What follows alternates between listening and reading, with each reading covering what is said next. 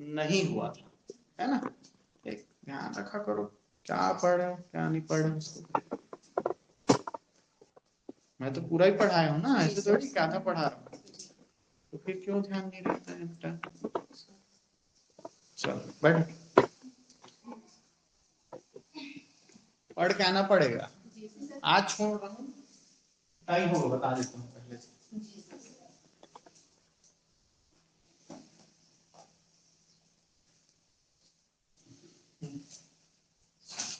आज हमको क्या पढ़ना था, छत्तीसगढ़ नामकरण। अच्छा, ये नामकरण पढ़ने से पहले ना देखो तुम्हारा सिलेबस में ना मैं थोड़ा सोच विचार कर रहा था, और सोच विचार करने से मेरे को लगा कि भाई तुम लोग के सिलेबस में साफ साफ नहीं लिखा है कि छत्तीसगढ़ का सामान्य अध्ययन। अब चूंकि छत्तीसगढ़ का सामान्य अध्ययन नहीं लिखा है तो इसका मतलब ये है कि भाई वो क्या पूछेगा, पूरा सिलेबस पूछेगा। पूरा सिलेबस में इंडिया जीएस को पूछेगा ही पूछेगा, है ना। अगर उसको सिर्फ क्या करना रहता, छत्तीसगढ़ पूछना रहता, तो साफ साफ बोलता हूँ कि क्या छत्तीसगढ़, है ना। लेकिन उसने बोला ही नहीं है, उसने बोला इंडिया जीएस, ये समान अध्ययन बोला बस। तो समान अध्ययन बोला है तो इसका मतलब भैया वो इंडिया जीएस भी पूछेगा, ठीक है।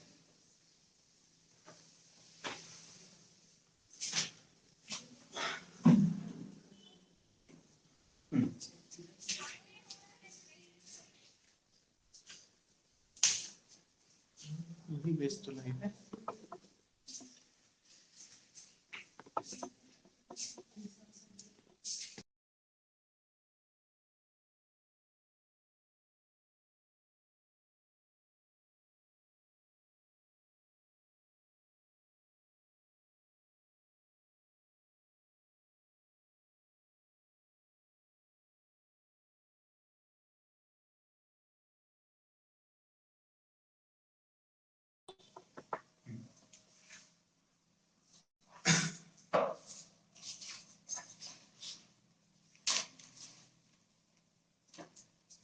चलो तो ना जैसे जैसे इंडिया जीएस का एस्पेक्ट आएगा, है ना, वहां पर इंडिया जीएस को मैं साथ ही साथ कवर करूंगा, है ना।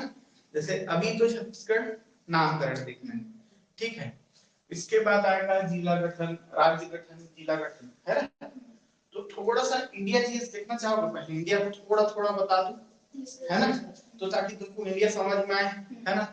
फिर उसके साथ फिर जब जैसे जैसे प्रोग्रेस करते जाएंगे मैं चीजों को बताते जाऊंगा, है ना, क्योंकि तुम लोग ऐसे में डिस्कस हो जाएगा तुम लोग को, है ना। और दूसरा मेरे को नहीं लगता कि दो महीने में एग्जाम होने वाला है। क्यों नहीं लगता, एक बार जब नोटिफिकेशन जारी हो जाता है उसका दिक्कत नहीं, एग्जाम कभी ले सकते हो, चुनाव होना मतलब नहीं। और उसमें क्या है, 2 महीने में इसलिए नहीं होगा कि अभी एग्जाम कैंसिल हो रहा है लगातार, अभी त्योहार है, ठीक है, त्योहार है। और चूंकि अब त्योहार चल रहा है तो दीपावली में वो लोग इतना बिजी रहते हैं कि फिर वो एग्जाम कंडक्ट करने के लिए मेरे ख्याल से नहीं जाएगा। और कम से कम 1 महीने का समय तो आपको पूर्व सूचना तो देगा ही देगा, है ना, वो भी एग्जाम होगा तो, है ना।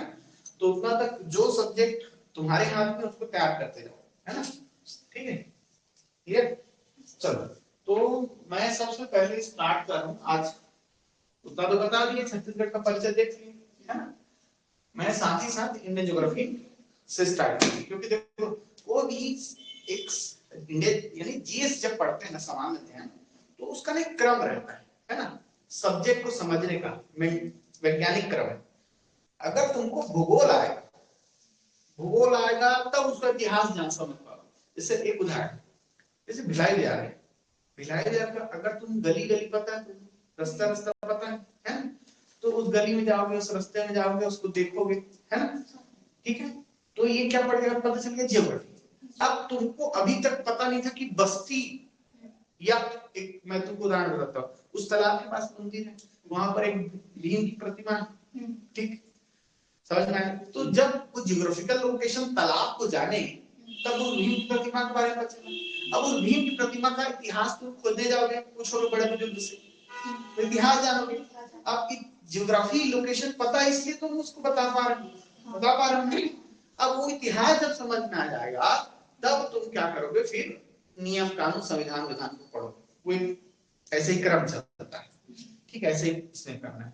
जब भारत का भूगोल तुमको चलेगा, भारत की सीमा क्या है, क्या क्या चीजें हैं, कैसा इसका स्ट्रक्चर है, तब तुम कहां पर पहुंचोगे, इतिहास पहुंचोगे तो संविधान। ठीक, बहुत बेसिक क्वेश्चन ही हम लोग करेंगे, है ना, जो एकदम आने लायक है, वैसे वैसे चीज पढ़ाऊंगा, ठीक है। वर्ल्ड ज्योग्राफी मैं इंडिया ज्योग्राफी आएगा तब बताऊंगा, है ना।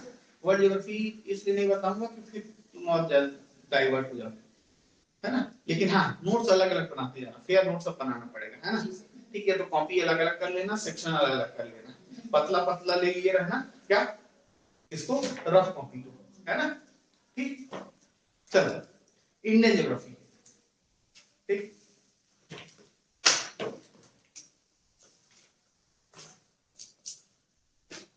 भारत का भूगोल।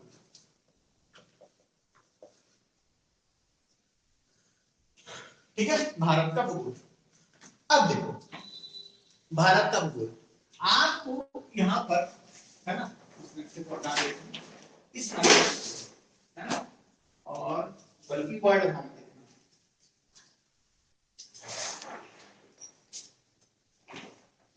ये सबसे पहले तो अपना देश का मैप का स्थिति जानो, ये वर्ल्ड मैप है, ठीक, समझ में आ रहा है बात। आप देखो ये जो आपको ये मैप दिख रहा है, इसमें कितने महाद्वीप आपको दिख रहे हैं, 1 2 3 4, जो कि नहीं है फिर भी 4 5 और 6, ठीक, समझ में आ रहा है, कितना हो गया, 1 2 3 4 5 6 और ये आपका 7वां। कितने महाद्वीप हैं, 7 महाद्वीप। कितने महाद्वीप हैं, 7 महाद्वीप। क्लियर, समझ में आ रहा है। ये यूरोप है, ये दिख रहा है ना, ये यूरोप, ये है आपका ब्रिटेन, है ना, क्या है ब्रिटेन, क्या है ब्रिटेन, है ना। अब इस ब्रिटेन में एक जगह है लंदन, है ना, ये क्या दिख रहा है, यहाँ पर से लंदन शहर है, वहीं पर एक लेबोरेटरी है ना, ग्रीनविच लेबोरेटरी, वहां से एक लाइन गुजरती है ना, ठीक है। तो उसके इस तरफ के देशों को पूर्वी देश माना जाता है, इसके इस तरफ के देशों को पश्चिमी। क्लियर, ठीक है ना। अब इससे पूर्व में दिख रहा है आपको कौन, एशिया, पता है सूर्य किधर से उगता है, उधर से उगता है, उधर से ना, यानी पृथ्वी कैसे घूम रही होगी, कैसे, इस तरफ से उस तरफ, पश्चिम से पूर्व घूम रही होगी ना, तभी तो पूर्व से घूम रहा है सूर्य, ठीक है। अब देखो ये जैसे गोलार्ध है हमारा, है ना, पृथ्वी का गोल है। अब देखो ये पृथ्वी को ना, है ना, दिशा में बांटने के लिए, है ना, हमने एक आभासी रेखा खींच के रखी है, जो जिसको हम क्या कहते हैं, ग्रीनविच मीन टाइम कहते हैं, जो लंदन की ग्रीनविच लेबोरेटरी से होके गुजरती है। उसके पूर्व के जो गोलार्ध है उसको हम पूरी गोलार्ध कहते रहते हैं, क्या कहते हैं, पूरी गोलार्ध, है ना। ठीक, इस हेमस्फीयर को या इस गोलार्ध को क्या कहते हैं, पूर्वी गोलार्ध। इसके इस तरफ वाले को पश्चिमी।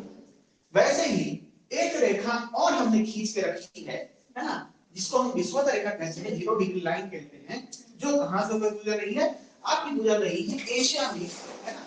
ये जितने ये लाइन दिख रही है, ये एशिया में आपका यहाँ पर कौन है, जावा सुमात्रा द्वीप समूह, ये पूरे जावा सुमात्रा द्वीप समूह कहते हैं, है ना। ठीक, इस जावा सुमात्रा द्वीप समूह से होते हुए ये अफ्रीका को 2 भागों में बांट रही है, फिर दक्षिणी अमेरिका को 2 भागों में बांट रही है, ऐसे ही जाता है। इसके उस तरफ के गोलार्ध को हम क्या कहते हैं, उत्तरी गोलार्ध, इसको क्या कहते हैं, दक्षिण। क्लियर, यहां तक समझ में। अब भैया एशिया का पोजीशन कहां पर है, यहां पर। अब एशिया में कौन स्थित है हमारा, भारत में स्थित। तो भारत किस गोलार्ध में है, तो इस गोलार्ध में मैंने दिशा में बताया था, ये क्या हुआ उत्तर, ये क्या हुआ दक्षिण। तो ये दिशा कौन सी है? अब ये क्या होगा, ये ईस्ट है, पूर्व है, उत्तर कौन से गोलार्ध में है? भारत उत्तर पूर्वी गोलार्ध में स्थित। क्लियर, समझ में आया? अब देखो समझ में आया, मैं जो बताया था उसका फायदा आपको समझ में आया? ठीक, हर चीज एक दूसरे से कनेक्ट है। मैं बोला ना कि नींव अच्छा रहेगा तो इतना बड़ा मकान बना, नींव अच्छा नहीं है तो फिर दिक्कत है, ठीक। तो इंडिया जो है वो आपका, हमको पता है नॉर्थ ईस्ट हेमिस्फीयर में है, इट मींस कि आपका उत्तर पूर्वी गोलार्ध में स्थित है, ठीक है। तो मैं यहाँ पर ध्यान दूंगा, है ना। तो भारत जो है उत्तर पूर्वी गोलार्ध में स्थित है, ये तो पता चल गया तुमको। अब देखो इसके बाद बात आता है कि भैया उत्तर पूर्वी गोलार्ध में स्थित है। अब यहाँ पर थोड़ा सा इतिहास पे जाते हैं, ठीक है, जहां से क्वेश्चन पूछता है वो डायरेक्ट बताऊंगा, है ना। इस देश का नाम जो है, भारतीय संविधान में 22 भाग है। उस 22 भाग में पहला जो भाग है वो वर्णित करता है संघ और उसका राज्य क्षेत्र। एक उस हेडिंग है ना, क्या है? संघ और उसका राज्य क्षेत्र, ठीक है। तो संघ और उसका राज्य क्षेत्र जो है, इसमें जो आर्टिकल 1 अनुच्छेद 1 जो है भारतीय संविधान के भाग 1 के अनुच्छेद 1 में हमारे देश का नाम लिखा गया है। क्या लिखा गया है? देश का नाम क्या लिखा गया है? वहां पर इंग्लिश में लिखा गया है, India that is Bharat shall be union of states, है ना। क्या अर्थात क्या भारत जो कि इंडिया है, अब उल्टा हो जाएगा हिंदी में, भारत जो कि इंडिया है ना। क्या है? भारत जो कि इंडिया है ना। क्या है? राज्यों का संघ है, ये कहा गया है, ठीक। यहाँ पर दो नाम आपको देखने को मिले, भारत और इंडिया। अब इस हमारे देश का नाम भारत इंडिया, ये भारतीय संविधान में, लेकिन हिंदुस्तान कहीं पर वर्णित नहीं है। लेकिन हिंदुस्तान कहते हैं देश को, कहते हैं कि नहीं कहते, ठीक। तो इस सब का कारण होगा कि होगा, बस उसी इतिहास को हम यहाँ पर थोड़ा देखने की कोशिश करते हैं। अब देखो पहली बात, इस भारत शब्द का वर्णन वायु पुराण में हमको देखने को मिलता है।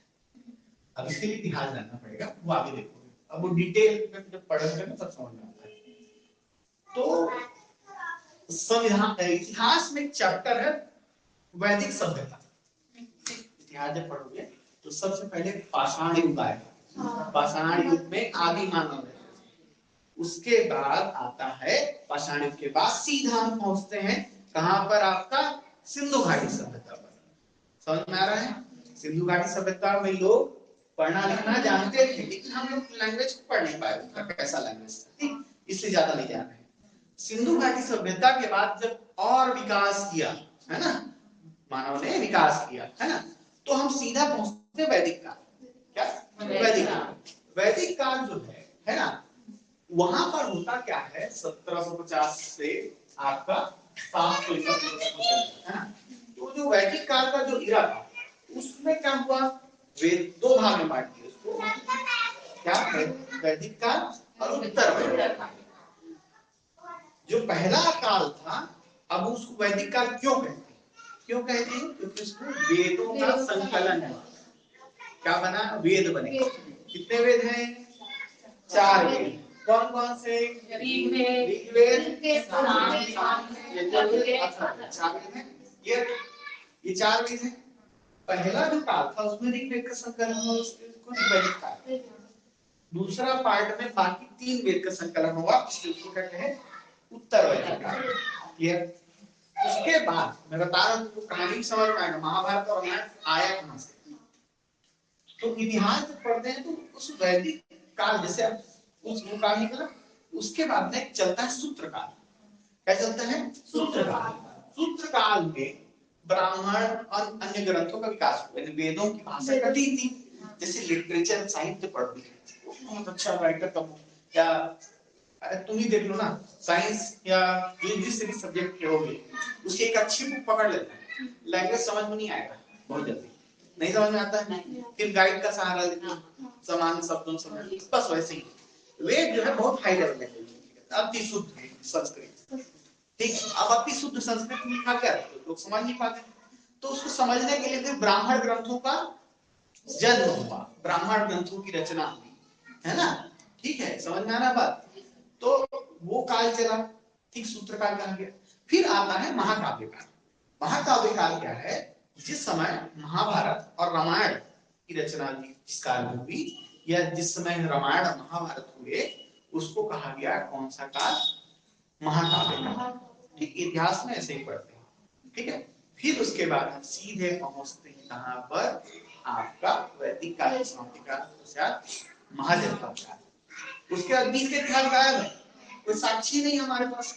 तो हम डायरेक्ट पहुंचते हैं कहां पर? जब महाजनपद से 16 महाजनपद, मौर्य पढ़े हो, अशोक के बारे में पढ़े हो ना, तो उस सम्राट अशोक के बारे में जो पढ़े हो, सीधा वैदिक काल के बाद पहुंचता है। उसके बीच के अंधकार युग, उसके बीच के इतिहास गायब है, ठीक है। अब तुमको पता होना चाहिए, जब अंग्रेज थे ना, तो जब आए तो कहते थे तुम्हारा तो कोई इतिहास ही नहीं, तुम्हारा तो कोई इतिहास ही नहीं, कुछ नहीं है। फिर उस काल में इन लोगों ने ना कहां तक खोज की? मौर्य काल तक। पहली बार एक सीधा लेख मिला, इसका सम्राट अशोक, है ना, ठीक है। जेम्स प्रिंसेप ने 1837 में उसका अनुवाद किया था ब्राह्मी लिपि में, ठीक है। तो उस काल में जब पता चला भैया अब हमारा क्या बहुत पुराना, मुगल से पुराना है ना, ठीक है, मुगल से पुराना है, कहाँ है? अशोक का। ये उसका धीरे से खोज हुआ कहाँ? वहाँ पाकिस्तान में सिंधु नदी के किनारे हमको पहली बार हड़प्पा मोहनजोदड़ो एक स्थल मिला। अब जब वो पद मिला ना, तो पता चला कि भैया ये क्या है, पश्चिम लोग तो अभी आए, हम लोग तो बहुत पहले से ही शहर बना के रह रहे थे, शहर एकदम प्लांट शहर। ये तुम्हारा आज के शहर लोग कुछ नहीं उसके सामने। बाइजन ग्रेड पद्धति बनाना। ग्रेड पद्धति किसको बोलते हैं? ये होता है ऐसे, इसको बोलते हैं ग्रेड पद्धति, ठीक है। बॉक्सेस में बाइजन इसे रोड था, ठीक, ऐसे रोड होता था, समझे। यहाँ पर मार्केट हुआ करता था, ऐसे चौराहा हुआ करता था, ऐसे घर हुआ करते थे। ये इसके किनारे गलियां हुआ करती थी, मेन रोड की तरफ का दरवाजे नहीं खुलते थे, है ना। इधर तो पीछे की हो, घरों में ऐसे आंगन हुआ करता था, हुआ करता था, नालियां थी रोड के किनारे एकदम वेल मैनेज। तो कब का बात करते हुआ? अभी से मैं 5000 साल पहले, आज से 5000 साल पहले, समझे। अब सोचो इतना इवॉल्व था हमारा कल्चर, ठीक, उससे हम लोग आए, समझ में आ रहा बात? तो ये देखना है ये कहां से क्या चीज है, स्ट्रक्चर नहीं, यहाँ ध्यान रहोगे तो कहीं ध्यान नहीं आएगा, ठीक। मैं जो पढ़ा रहा हूँ उसको एंजॉय करने लगोगे तो फिर हल्ला गुल्ला कुछ नहीं सुनाई देगा, सीधा ध्यान रखो। अब देखो, पहली बात वायु पुराण में हमको ये भारत शब्द देश के देखने को मिले, क्षेत्र के, उसमें बोला गया है यह देश जो है इसका नाम क्या है? भारतवर्ष। क्या है? भारतवर्ष, समझ में आ रहा बात? और बहुत सारे वर्णन मिलेंगे, मत्स्य पुराण मिलेगा और डिटेल होता है, लेकिन उस पर ध्यान आपने भारतवर्ष शब्द देखने को मिला इस देश के लिए। क्यों? इसके पीछे उन्होंने कारण दिया कि आपने कभी दुष्यंत का नाम सुना? शकुंतला सुना? ठीक, शिशु मंदिर कौन पढ़ा है? कौन पढ़ा? 1 2 3 4, ठीक। शिशु मंदिर, सत्य शिशु मंदिर का लोगो देखिए, उसमें बच्चे को दिखाया गया है सींग से लड़ते हुए, उसका मुंह जबड़ा खोलते हुए। वो कौन है पता है? उसका नाम है भरत। क्या नाम है? भरत। उसी राजा भरत के नाम पर इस देश का नाम क्या पड़ा? भारत पड़ा। समझ में आ रहा है बात? ठीक, यानी वर्णन है, सब श्लोक है उसमें। तो उस भरत के पिता थे राजा दुष्यंत, और उसकी माता का नाम क्या? शकुंतला। जो शकुंतला ही है ना, शकुंतला ही है ना, ठीक है। उसके पीछे कहानी उस पर नहीं जाएंगे। तो ये राजा जो है बहुत पराक्रमी राजा होते हैं, कौन? भरत। और इन्हीं के नाम पर देश का नाम क्या पड़ा? भारत पड़ा, ठीक है। तो आप इस भारतवर्ष में कहते हैं इसको, भारत की संततियों, संतति में संतानों, है ना, ठीक है, कि इस क्षेत्र में रहने के कारण इस देश का नाम क्या पड़ा? एक जैन थ्योरी अलग है। जैनिज्म में जैन भी बोला जाता है कि बहुत पुराना धर्म है। अब सिंधु घाटी सभ्यता में ना एक ऐसे साधु की नग्न मूर्ति भी है, यानी सिक्का मिला, टाइल का मुहर मिला है।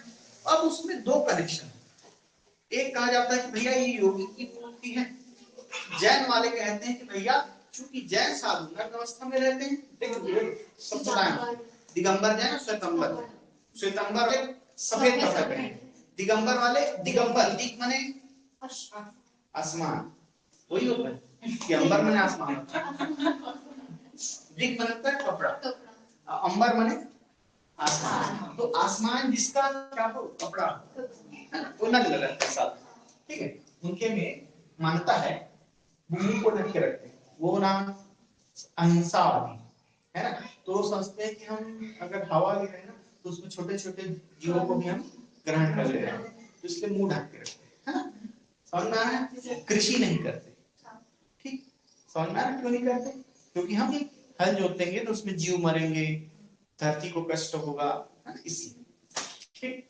तो जो मैंने बताया कि भाई जैन थे वो मानते हैं कि भैया वो क्या साधु है, वो कोई क्या रहा होगा, जैन संत होगा, ठीक, तीर्थंकर कहते हैं जिसे संतों को। तो वो उनका मानना है कि भैया ये भारत नाम जो पड़ा है देश का, है ना, वो एक जैन तीर्थंकर थे, ऋषभदेव, कौन, ऋषभदेव, है ना, ऋषभदेव पहले तीर्थंकर थे, है ना। तो उनके पुत्र भरत के नाम पर इस देश का नाम क्या पड़ा, भारत, ये मानते हैं, समझ में आ रहा है। इतिहास बहुत मजा आता है, एकदम जबरदस्त सब्जेक्ट है, यानी अगर पढ़ने गए ना और पढ़ाने वाला अच्छा मिला, बहुत एंजॉय है, इतना जबरदस्त नॉलेज मिलता है कि दिल खुश हो जाता है, ये इतिहास है, ये जानकारी है ना, ठीक। तो जैन के शंकर जो थे उनका ज्येष्ठ जो पुत्र था उसका नाम था भरत, ऋषभ के पुत्र का नाम, तो इस कारण इस देश का नाम भारत पड़ा, ऐसा माना गया, ठीक है। इससे पहले ये थ्योरी पता था क्या, नहीं, ठीक है, हर जगह नया मिलता है धीरे धीरे, ठीक। अब देखो भारतवर्ष, भारत नाम समझ में आया क्यों मिला है हमसे, लेकिन इससे एक और है ऋग्वेद, ऋग्वेद जो है वो कहता है ना, उसमें वर्णन है, चलो यह जो क्षेत्र है, ये वाला जो क्षेत्र, ठीक है, ठीक है, बनना वाला, ठीक। तो जब कहा जाता है कि जो आर्य तथा कथित जो थ्योरी जो कहती है कि आज सभ्यता से होते हुए कहाँ है, यहाँ है ना, ब्रह्मर्षि देश, ब्रह्मोत्तर और आर्यवर्त, जब इतने देश फैल गए तो इस देश का नाम क्या कहा गया, इसको आर्यावर्त, क्या कहा गया, आर्यावर्त, आर्यावर्त, है ना। तो ऋग्वेद इस देश का नाम क्या बताता है, आर्यावर्त, क्लियर, समझ में आ रहा है। जैन थ्योरी में इस देश को जम्बूद्वीप भी कहा गया, जम्बूद्वीप का दक्षिणी हिस्सा, और अभी भी जम्बूद्वीप एक स्थान है यहाँ दिल्ली के आसपास, तो उसका हिस्सा कहा जाता है, इस देश को जम्बूद्वीप कहा जाता है। और सुनो ना महाभारत, भारत वर्ष कहा गया ना, उसमें मिलेगा, वो जम्बूद्वीप का हिस्सा था, ये भारत, इसलिए देश को क्या कहा गया, जम्बूद्वीप कहा गया, ठीक है। जैसे छत्तीसगढ़ पढ़ोगे नाम मिलेगा क्या, कोशल, उसके बाद क्या, इस क्षेत्र को दक्षिण कोशल कहा गया, फिर महाकोशल कहा गया, फिर 17वीं शताब्दी के आसपास कुछ छत्तीसगढ़ नाम, बस्तर क्षेत्र को कांतार कहा गया, महाकांतार कहा गया, ठीक है, ठीक। और फिर कहा गया क्या, चक्रकोट, भ्रमणकोट, समझे, दंडकारण्य कहा गया इस क्षेत्र को, रामायण मिलेगा दंडकारण्य का वर्णन, बस्तर का वर्णन, वहां के साल मनों का वर्णन, ठीक है, रामायण में मिलता है इस क्षेत्र का वर्णन। तो वैसे ही इस देश का नाम भी अलग अलग आपको देखने को मिलेगा, ठीक है। अब क्वेश्चन कहां से आएगा, क्वेश्चन जो आएगा वो दो क्वेश्चन आपको पूछेंगे, है ना, बताइए, देखो यूनानी, है ना, मजा आ रहा है कि नहीं मजा आ रहा है, देखो साथ साथ जैसे होते हैं ना, जब कोई प्रवचन करते रहता है, प्रवचन के साथ हुंकारो भरते रहो तब मजा है ना, अब हुंकारो नहीं भरे, चुप चुप बैठ के सुने तो नहीं माने लगते, है ना, तो साथ में हुंकारो भरना, ठीक है, तभी मजा आए क्लास। ये सब तुमको मैं बुक दे दूंगा, बुक में मिल जाएगा तुमको, सब चीज तो लिखा है बुक में, मैं कुछ अलग तो ही पढ़ा रहा हूँ, लेकिन उसके पीछे का अगर लॉजिक समझते रहोगे, कहानी समझोगे, तो वो चीज याद हो जाती है। समझ में आ रहा बात? ठीक है, क्लियर? जैसे रामायण सबको पता है, लेकिन जब टीवी में देखते हैं तो मजा आता है ना देखने में। हाँ बस वैसे, ठीक है, क्लियर? चलो, तो क्वेश्चन कहाँ से पूछेगा? क्वेश्चन जो पूछेगा पूछेगा यहाँ से, यूनानी से। इस देश का नाम है ना हिंदुस्तान कैसे पड़ा? मैं बोला ये नाम हिंदुस्तान नाम, ठीक है? ठीक, तो यूनानी जो थे ना, ये पहले लोग थे जिन्होंने पहली बार इतिहास अध्ययन एज अ सब्जेक्ट पढ़ना चालू किया और लिखना चालू किया। यूनानियों सबसे पहले वही थे। कौन हमला किया सबसे पहले भारत में? सिकंदर किया कि नहीं? पढ़े हो कि नहीं पढ़े? पढ़े ना, बस वहीं से इतिहास पढ़ना चालू किया। छत्तीसगढ़ या भारत का इतिहास आपको वही मिलेगा। उन लोग लिख लिख के कि भारत ऐसा ऐसा है, यहाँ से लोग रहते हैं, समझे? ठीक है, तो वहां से साथ इतिहास मिलना चालू होता है। ठीक, क्लियर? तो यूनानी ऐसे पहले व्यक्ति थे जिन्होंने इतिहास लिखना चालू किया सब्जेक्ट। तो अब चूंकि भैया भारत माने बहुत ब्रॉडर प्रोस्पेक्ट है, ये आज एक देश बन गया है, लेकिन अगर राष्ट्र के कॉन्सेप्ट में देखें तो पाकिस्तान का हिस्सा, ये नेपाल, भूटान है ना, ये बांग्लादेश और म्यांमार, ये पूरा यह जो क्षेत्र है ये भारतवर्ष कहा जाता है। तो इसमें कहीं सबसे पहले डेवलप्ड आदमी, जो पैसा वाला आदमी होगा, वही तो सब जगह राज करेगा। सब जगह जमीन कौन खरीदेगा? पैसा रहेगा। तो सबसे पहले डेवलपमेंट कौन किन लोगों का हुआ? भारत वाला। सिंधु घाटी सभ्यता सबसे पहले आई ना। ये आदमी पहली जब काम करे, पैसा कमाना चालू करे, तो सब ज्यादा पैसा रहेगी। बस भारत वालों के पास सबसे ज्यादा ताकत थी। यहाँ के राजा लोग सब जगह शासन किए। ये यहाँ अफगानिस्तान तक शासन किए, यहाँ क्षेत्र में शासन किए, तिब्बत में, नेपाल में, भूटान में, बांग्लादेश में, म्यांमार में, कंबोडिया में, ठीक है? वहां पर है ना। कौन बनवाया?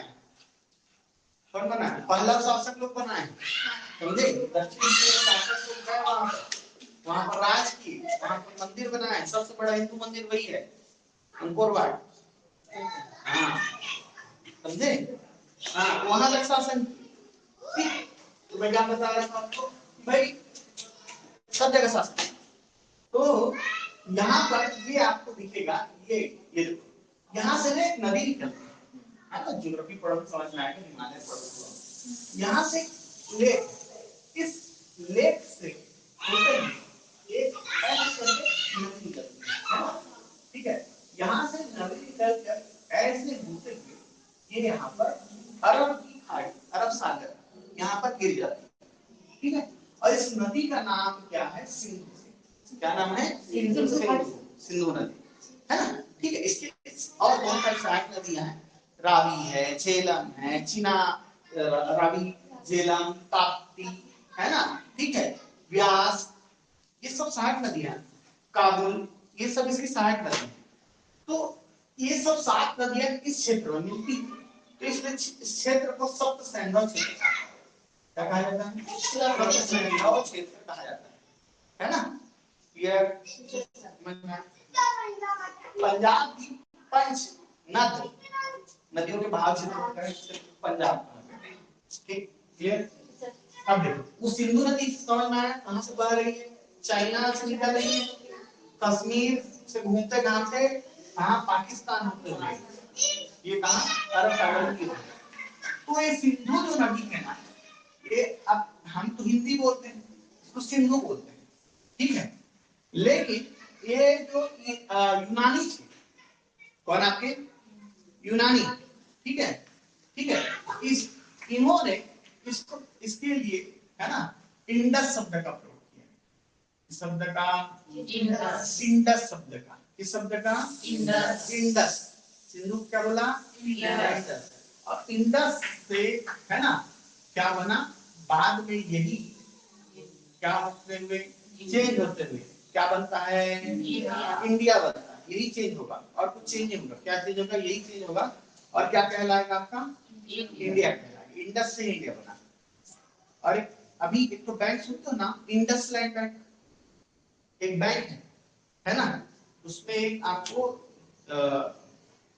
एक पशु का चित्र में देखने को मिलेगा, कत्थई कलर में उसका लोगो होता है, इंडस लैंड बैंक का है, समझे? ठीक है, तो इंडस लैंड, इंडस सिंधु नदी का बहाव क्षेत्र क्या कहा गया? इंडिया कहा गया। ठीक, क्लियर? क्योंकि यहीं पर सभ्यता सबसे पहले बनती है और वहीं से व्यापार होता है। ठीक, तो इंडस से इंडिया बनता है, क्लियर है? अब देखो यहाँ पर यूनानियों ने क्या कहा है? इंडस, इंडोस जो भी मिले यूनानी मानना। ठीक, क्वेश्चन क्या पूछेगा बताइए। इंडस शब्द का प्रयोग सिंधु नदी के लिए पहली बार किन्होंने किया? अब चार ऑप्शन, ईरानी, यूनानी, है ना?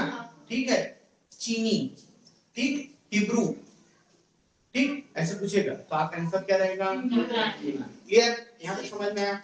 अब देखो, और इसका बहुत बड़ा इतिहास है, कैसे इंडिया तक पहुंचा इसके पीछे और इतिहास है, लेकिन वो तुम उसमें कट जाते हो क्योंकि तुम्हारा क्लास या समय भी नहीं है और तुम्हारा उतना लेवल का एग्जाम भी नहीं है। ठीक है, समझ में आ रहा है? अब ये हो गया, यहाँ तक समझ में आया। अब ये हिंदुस्तान वाला जो नाम का कॉन्सेप्ट है ये कहाँ से है?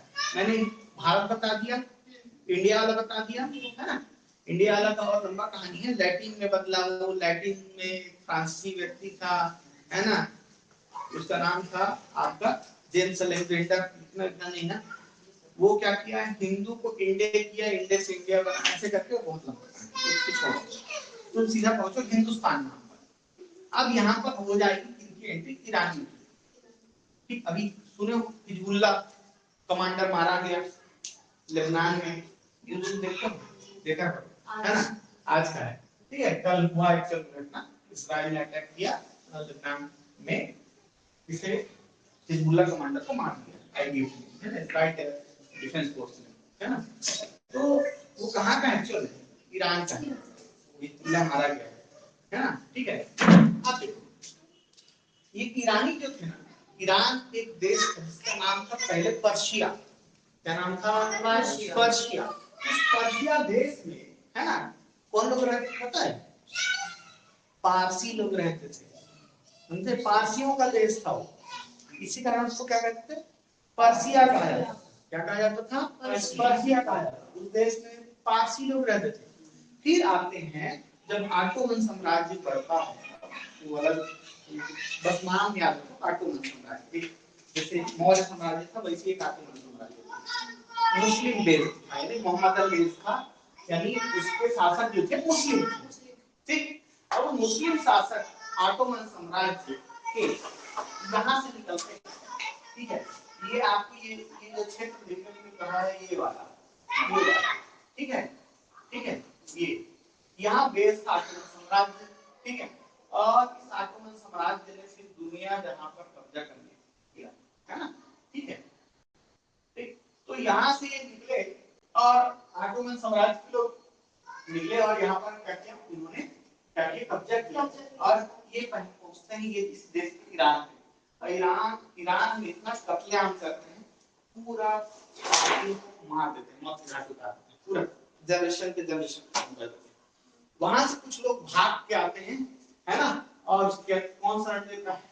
भारत शरण देता है। सबसे ज्यादा पारसी अगर कहीं है वो भारत में। ठीक, रतन टाटा कौन होता है? एक पारसी, समझे? पारसी है वो, है ना? तो वहां पर एक धर्म जतुस्तुप नाम का धर्म चल रहा था, पारसी लोग रहते थे, कहाँ? ईरान में। और ईरान में वो सफाया गई, है ना?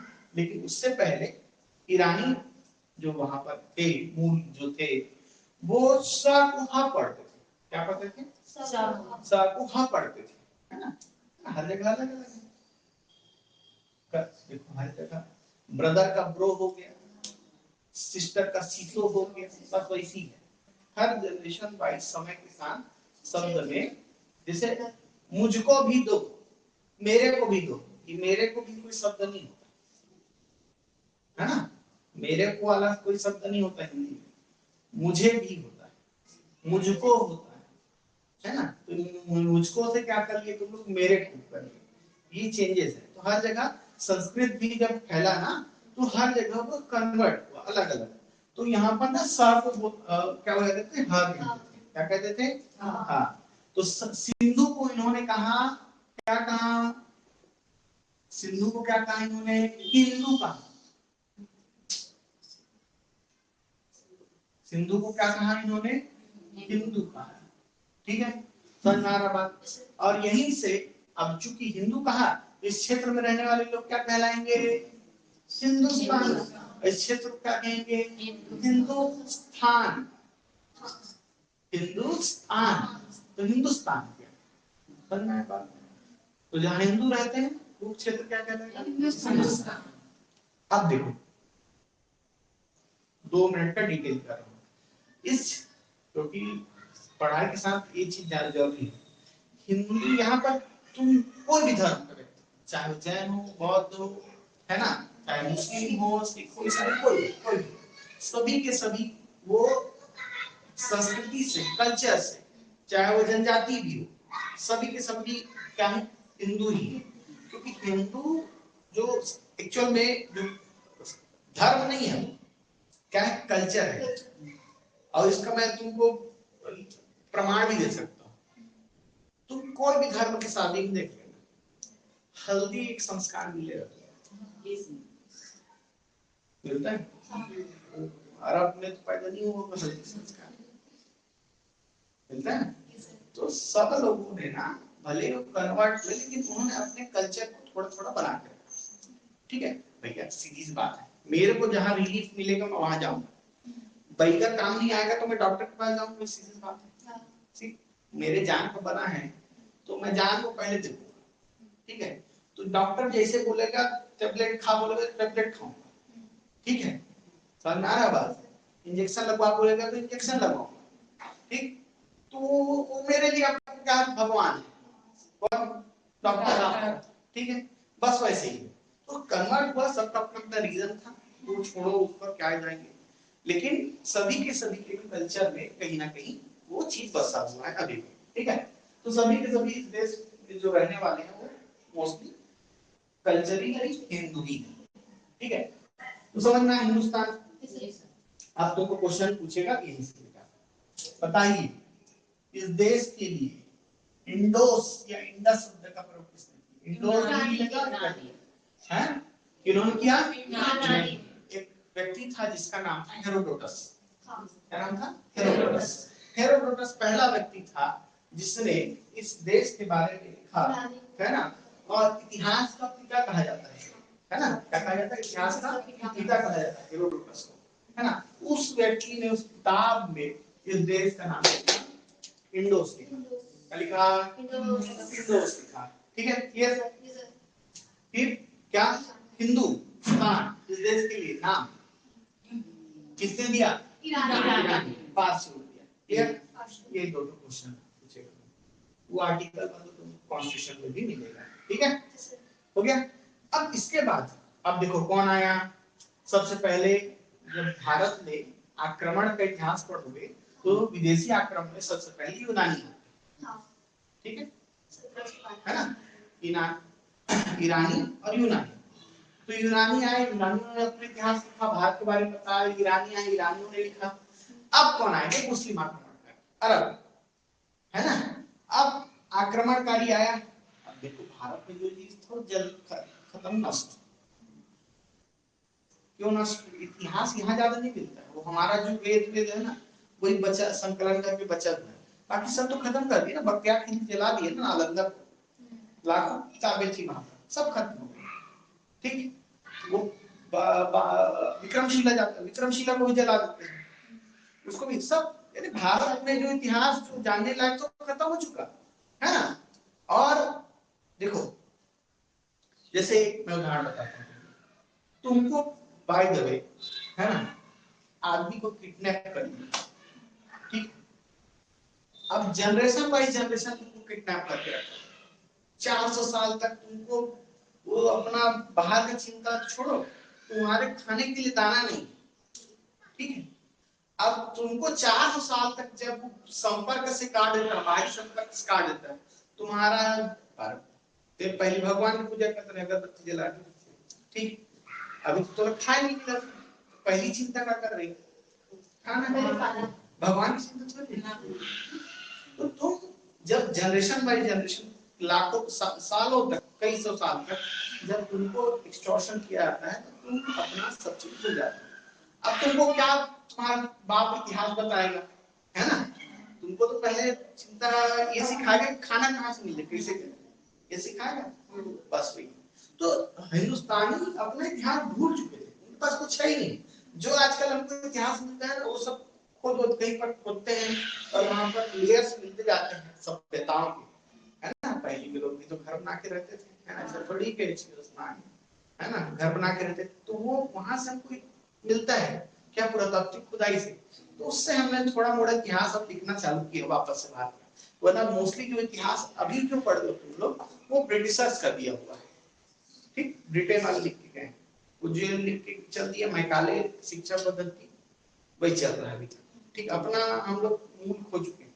इसीलिए भारत का बच्चा बोंदू है अधिकतर, इसलिए बोंदू है क्योंकि वो यहाँ इसका यूज करने के बजाय आजकल इसका यूज करते हैं, ठीक है? पहले एक समय होता था मोबाइल नंबर 5-6 लोग का याद रहता था, अभी याद है? तुम्हारा खुद का नंबर याद नहीं रहता, ठीक है ना? तो मैं क्या बता रहा था, कहां पर था पॉइंट पर, भाई ईरानियों के बात में अरब, और अरब में एक आता विदेशी आदमी अल-बरूनी, अल-बरूनी आता है। अल-बरूनी एक किताब लिखता है जिसका नाम था तहकीके हिंद। कहता है तहकीके, तहकीक का मतलब होता है खोज। हिंदी में अगर उसको कन्वर्ट करें तो भारत की खोज नामक एक किताब लिखता है अल-बरूनी, और वो भारत के बारे में बताता है। कौन? अल-बरूनी। कौन बताता है? अल-बरूनी, ठीक है? तो अल-बरूनी की किताब है कौन सी? तहकीके हिंद, तुर्क मुसलमान का, है ना? ठीक है, समझ में आया बात? और उसने ना इस देश का नाम क्या बताया? क्या बताया? हिंदुस्तान बताया। उसने क्या बताया? हिंदुस्तान बताया। तो अरबी या तुर्क, इन्होंने भी इस देश का नाम क्या बताया? हिंदुस्तान, है ना? क्लियर? और यहाँ की जबान क्या थी? हिंदवी थी। क्या थी? हिंदवी। हिंदवी जो है वो उर्दू और भारत की जो खड़ी बोली है ना, उसका मिक्सचर है। अभी जो तुम लोग हिंदी बोलते हो, हिंदी नहीं है ना, साहित्यिक हिंदी से तुम कोसों दूर, तुम लोग बोलते हो खड़ी बोली, है ना? ठीक है, जो अर्धमानवी से निकला हुआ है ना, पूर्वी हिंदी का मिश्रण, ठीक है? तो इन्होंने भी इस देश का नाम क्या बोला? हिंदुस्तान, ठीक है? क्लियर? इस देश को सप्त सैन्य क्षेत्र क्यों कहते हैं? 7 नदियों के कारण, सिंधु उसकी सहायक 7 नदियों का। क्लियर? अब इतिहास में पढ़ाऊंगा कि ब्रह्मवर्त ब्रह्मर्षि देश ज्यादा हो जाएगा, ठीक है? जब पहली बार आर्य आए और ये कहां तक कहते हैं आपके सिंधु से सरस्वती नदी तक, ठीक है? सरस्वती नदी एक बहती थी इस क्षेत्र में, है ना? ये जो क्षेत्र है यहाँ पर सरस्वती नदी बहती थी, है ना? तो उस क्षेत्र में ये है ना, राजस्थान क्षेत्र में, है ना, सरस्वती नदी बहती थी। तो उस क्षेत्र तक जब तक आए पहले, तब यह क्षेत्र कहलाया है ब्रह्मवर्त। सरस्वती नदी से जब ये कहां तक पहुंचते हैं आपका, यानी आगे बढ़ते हैं, सतलुज से गंगा दोआब तक पहुंच जाती है ये क्षेत्र, तभी देश कहलाता है ब्रह्मर्षि देश। और जब यहाँ से ये पूरे क्षेत्र फैल जाते हैं तो इस देश को कहा गया आर्यवर्त। ब्रह्मवर्त, ब्रह्मर्षि, आर्यवर्त। क्लियर? ये सब पॉइंट याद रखना। अभी पढ़ोगे, क्या पढ़ोगे? छत्तीसगढ़ का इतिहास, वहां तुमको ऋग्वैदिक कालीन साक्ष्य नहीं मिलेगा फोटो, है ना? उत्तर वैदिक कालीन साक्ष्य मिलेगा तो वहां पर कारण पूछेगा क्यों नहीं है ऋग्वैदिक कालीन साक्ष्य? भैया इसलिए नहीं है क्योंकि आर्य विंध्य प्रदेश से आगे बढ़े ही नहीं उस समय तक। ये भी है ना, ये पर्वत ऐसे यहाँ क्या हुआ, ऐसे श्रृंखला, है ना? इसको यहाँ पर जो ये वाला सेक्शन में जो पर्वत है इसको बोलते हैं विंध्य पर्वत। ऐसी का ये इस तरफ से ये वाला जो विस्तार है, ये इधर वो है मैकस रेंज, ठीक है? क्या है? मैकस रेंज, है ना? ठीक है, तो विंध्य प्रदेश से आगे बढ़े ही नहीं कौन? आर्य, इसलिए साक्ष्य नहीं मिलता, ठीक है? पॉइंट्स को याद रखना, आगे चल के समझ में आएगा। ठीक, समझ में आया? कहाँ से क्वेश्चन आएगा? क्लियर? समझ में आ रहा बात? बेसिक क्वेश्चन पूछ ही सकता है। ठीक, मैंने पढ़ाते पढ़ाते ये भी बता दिया कि कहाँ से क्वेश्चन आएगा। क्लियर? चलो हो गया। अब जब भारत का नामकरण कर लिया है ना, कर लिया कि नहीं कर लिया? कर लिया ना। ठीक, तो अब तुम लोग देखो इसको, छत्तीसगढ़ का नामकरण। ठीक, भारत का नामकरण हो गया, वैसे पढ़ा छत्तीसगढ़ का नामकरण, पहले भारत का जीवोग्राफी थोड़ा समझा और स्थिति विस्तार, कहाँ की हिमालय है। चलो वैसे ही पढ़ छत्तीसगढ़ का क्या नामकरण। अब हेडिंग रहेगा छत्तीसगढ़। नेक्स्ट ये खत्म हो गया, भारत का नामकरण समझाया, थोड़ा मोड़ा इतिहास समझा दिया। ठीक, क्वेश्चन दो लिखे, कहाँ से आना है? बस, है ना। सबसे सुंदर क्षेत्र क्यों कहते हैं? सात मुख्य सिंधु व उसकी है ना। अब देखो तुम मुंह से बोलते नहीं हो ना, इसीलिए जब दोबारा पूछता हूँ तो तुम हकर बकर हो जाते हो, है ना। क्या करना है, साथ में बोलोगे मेरे, तब तुमको एग्जैक्ट समझ में आएगा। सिंधु व उसकी सात नदियों के कार्य क्षेत्र को सप्त क्षेत्र, क्योंकि इसका प्रवाह क्षेत्र है। हो गया, समझ में आ रहा बात? चलो अब आपका है छत्तीसगढ़। ठीक, छत्तीसगढ़।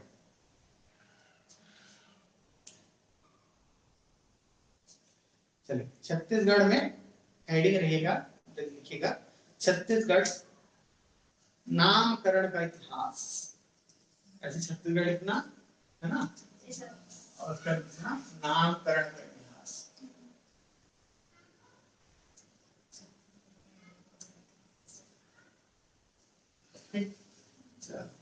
अब ले आते हैं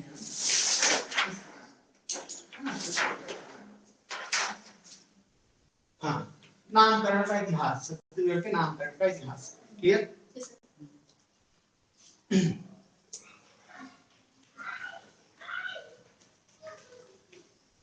जीके वाला पोर्शन नहीं पढ़ना है क्योंकि वो पीडीएफ भेज दिया। अब देखो डायरेक्ट पॉइंट टू पॉइंट पर आऊंगा क्योंकि मेरे पास भी समय नहीं है और आपके पास भी समय नहीं है, वरना बहुत लंबा चले जाएगा। ठीक, तो पंडित लोचन प्रसाद, देखो छत्तीसगढ़ ना तुम जो सोचते हो उससे बहुत पुराना इतिहास है, रामायण काल से संबंधित है ये छत्तीसगढ़। ठीक है, तो इसका मतलब है, अब तुमको ये बता देता हूँ, अभी मेरा एक पेपर दिया मैंने नेट का, असिस्टेंट प्रोफेसर के एग्जाम होता है, नेट क्लियर करना होता है। तो उसमें क्वेश्चन आया कि बताइए, सीजी सेट का एग्जाम, सॉरी, उसने बोला कि छत्तीसगढ़ में कुछ स्थल मधार वो किस काल से संबंधित है ना। क्या बोला, किस काल से संबंधित? अब उसमें ऑप्शन प्रागैतिहासिक काल, आद्यैतिहासिक काल, है ना, मौर्य काल। ठीक है, ऐसे करके वो सही जोड़ी में वाला था।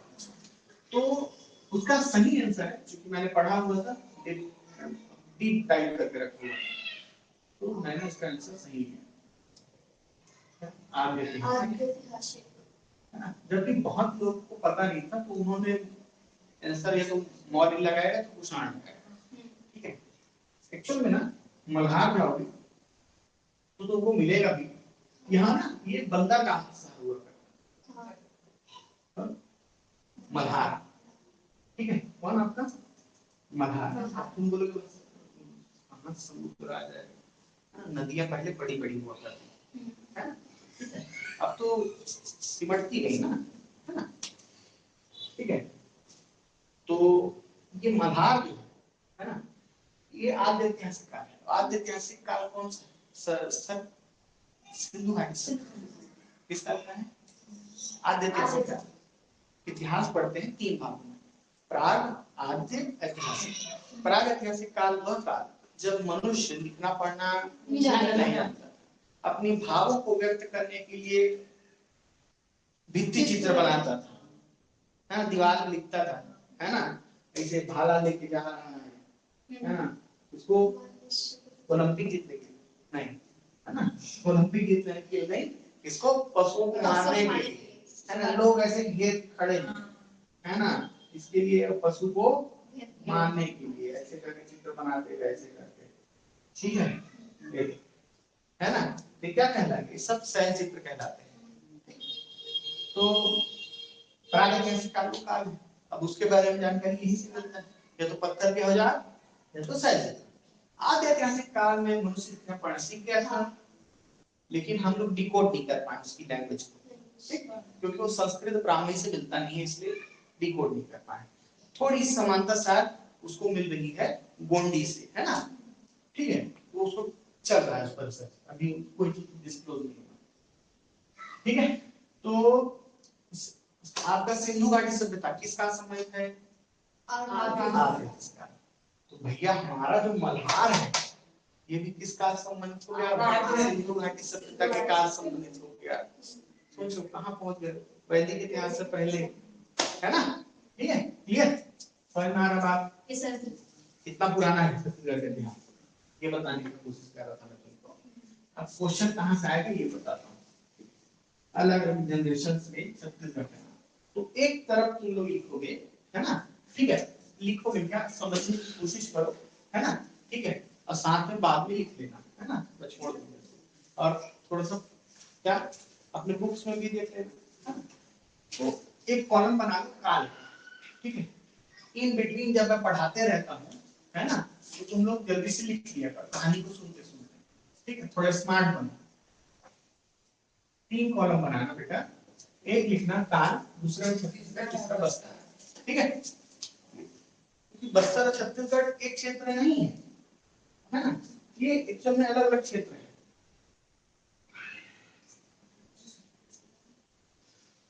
हो गया, ठीक,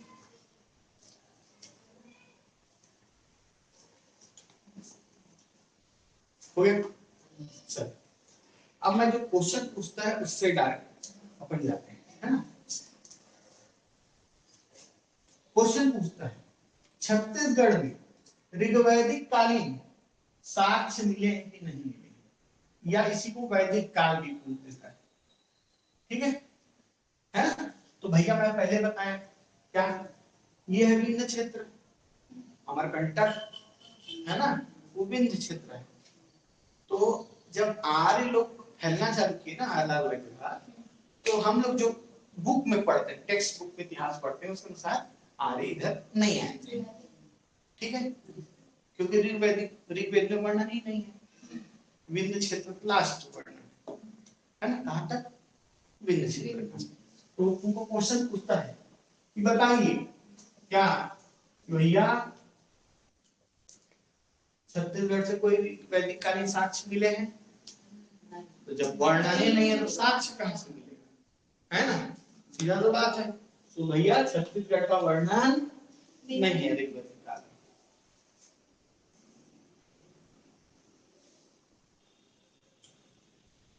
उत्तर वैदिक काल, ठीक, समझ में आ रहा बात, उत्तर वैदिक काल में चल रहा है। अब यहाँ पर ये बस्तर जो क्षेत्र है ना, उसके लिए दक्षिण दिक शब्द का प्रयोग किया गया, क्या दिक। अब ये दिक माने होता है दिशा, समझने की बात होगी तब समझना, है ना, ये क्या है, दिक माने क्या होता है, दिशा। तो भैया जो एक यहाँ पर ना आर्यों का रास्ता बताया गया है ना, बोले कि भैया इस क्षेत्र से होके वो लोग पहुंचे, तो इसीलिए बस्तर क्षेत्र उसी में आता है, दक्कन का क्षेत्र है ना, इसलिए इसका शब्द बस्तर के लिए शब्द प्रयोग किया दक्षिण दिक, दिक, ठीक, क्या दक्षिण दिक। इसके बाद आता है रामायण काल, ठीक है, कहा रामायण काल, हो गया। अब रामायण कहानी छत्तीसगढ़ से कौन जानता है, क्या जानते हो,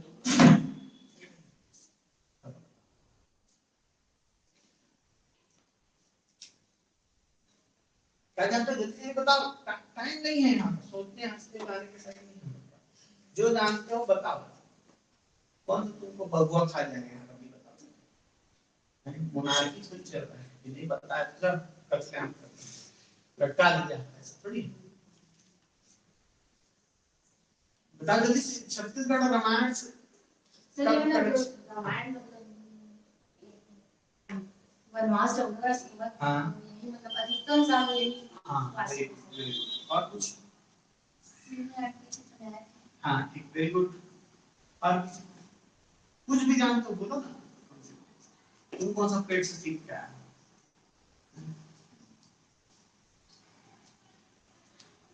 और कुछ पता है छत्तीसगढ़ का रामायण का कनेक्शन? जल्दी नहीं समझो, अब नहीं जानता कोई, समझ लो ना, फिर हाँ मत बोलना। देखो थोड़ा सा बैकग्राउंड पे चलते हैं, पीछे से राजा दशरथ है ना, ठीक है, देख उस समय दशरथ काल की बात कर रहा हूँ, छत्तीसगढ़ जो है ना, बस्तर क्षेत्र को छोड़कर ऊपर यानी मैदानी भाग, ऊपर सरगुजा से लेकर मैदानी भाग, ठीक है, उस समय यह क्षेत्र कहलाता था दक्षिण कोसल। क्या कहलाता था? दक्षिण कोसल। और सरयू नदी का जो क्षेत्र है, सरयू नदी का जो क्षेत्र है ना, उसके उस तरफ वाला भाग जो है क्या कहलाता था? उत्तर कोसल। ये दोनों मिलाकर कोसल जनपद हुआ करता था। क्या कहा होता था? कोसल महाजनपद हुआ करता था, है ना, ठीक है, आगे पढ़ोगे महाजनपद, उस समय कोसल जनपद हुआ करता था, है ना, ठीक है, ठीक।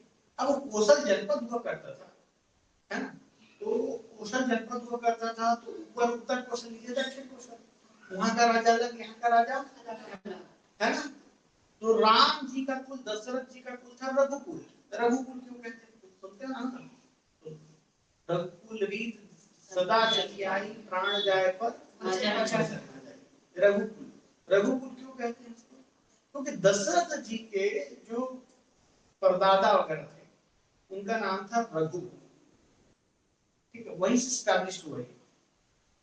तुमको पता है कि भगवान राम जी का जो वंश है उसमें ही भगीरथ पैदा हुए, चंद्रवंश है, सूर्यवंश, सूर्यवंश, कृष्ण जी चंद्रवंश, ठीक है, पूरा तुमको सुना सकता हूँ मैं, पूरा वो वंशावली सुना सकता हूँ, है ना, वंश वृक्ष, ठीक है, लेकिन उसका टाइम नहीं है और मतलब भी नहीं।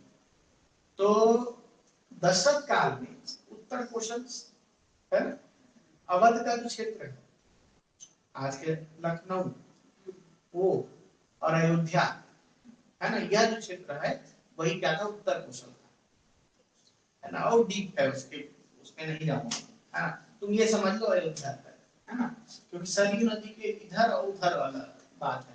तुम किसी दिन खोज के देखना है, गूगल मैप पे जाना और सरयू नदी का इस तरफ देखना और उस तरफ देखना, तुमको दो शहर देखने को मिलेंगे, अयोध्या और लखनऊ, ठीक है, दो दूर में।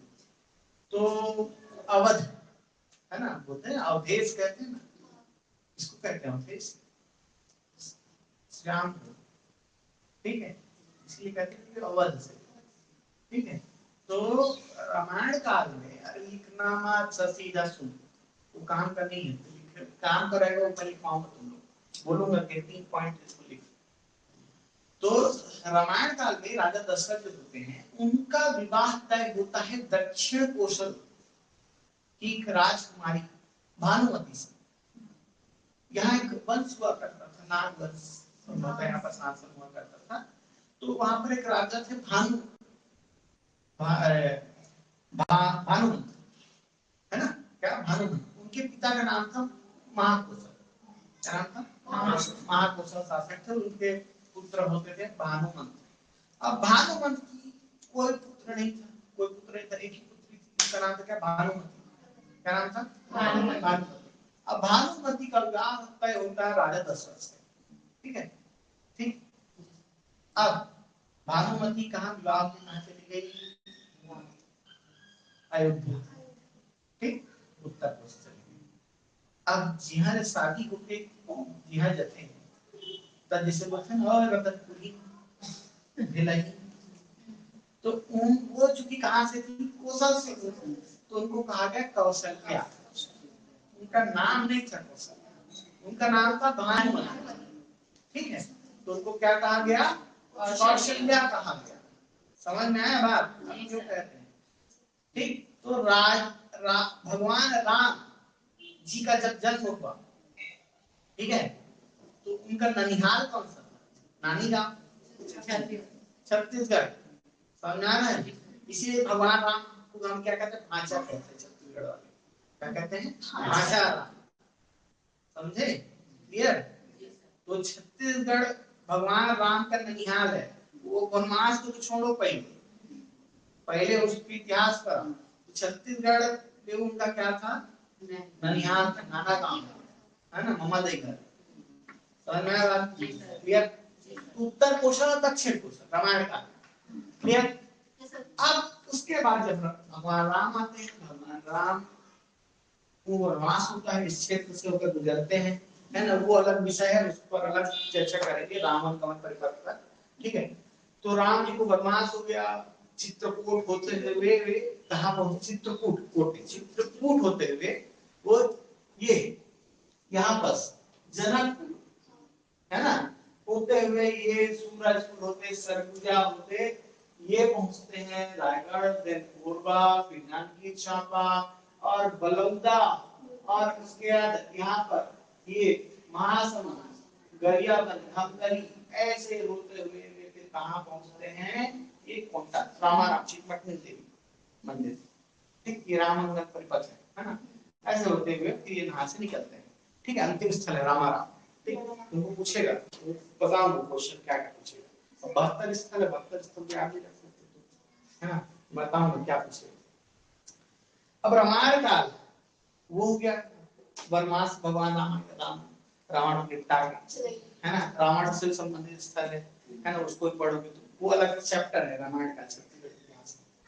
तो अब निपटा क्या गए? अब भगवान राम जी का स्वर्गारोहण हो गया, चले गए यहाँ से। उनके 2 पुत्र होते हैं, ठीक है, लेकिन स्वर्गारोहण और सीता का धरती पर जाना ये उत्तर रामायण का भाग है, उस पर अभी भी प्रश्न चिन्ह है, क्योंकि उत्तर रामायण को कौन नहीं लिखा? तुलसीदास जी ने नहीं लिखा है। ठीक है, इसने लिखा है तुलसीदास जी ने। चलो रामायण कौन लिखा? चलो बता। रामचरितमानस और रामायण। रामचरितमानस तुलसी। हाँ, अब रामायण कौन लिखा? वेद व्यास जी, महर्षि वेद व्यास जी ने लिखा, है ना, महर्षि कृष्ण द्वैपायन वास्तविक नाम, है ना। ठीक है, तो उन्होंने लिखा, उन्होंने रामायण को सुखांत किया। जैसे ही रामायण निपटा, समाप्त, दीपावली मना, ठीक, सीता जी घर आ गई, बात खत्म। उसके बाद का कहानी उसमें नहीं है। उसके बाद रामचरितमानस में उत्तर कांड जो है वो तुलसीदास जी ने, ठीक है, ये अच्छा। अब वो उसी उत्तर कांड से संबंध मैं बता रहा हूं कि अगर सीता जी को जब क्या मिलता है? राज त्याग मिलता है ना, उनको निकाल दिया जाता है ना, तो वो कहाँ पहुंचती? यही छत्तीसगढ़ पहुंचती है। छत्तीसगढ़ में ये आपका तुरपुरिया, बड़ौदा बाजार में कसडोल के पास एक बारनावा अभ्यारण्य है। क्या? बारनावा अभ्यारण्य। वहां एक स्थान है तुरपुरिया में आश्रम है। किसका? किसका आश्रम?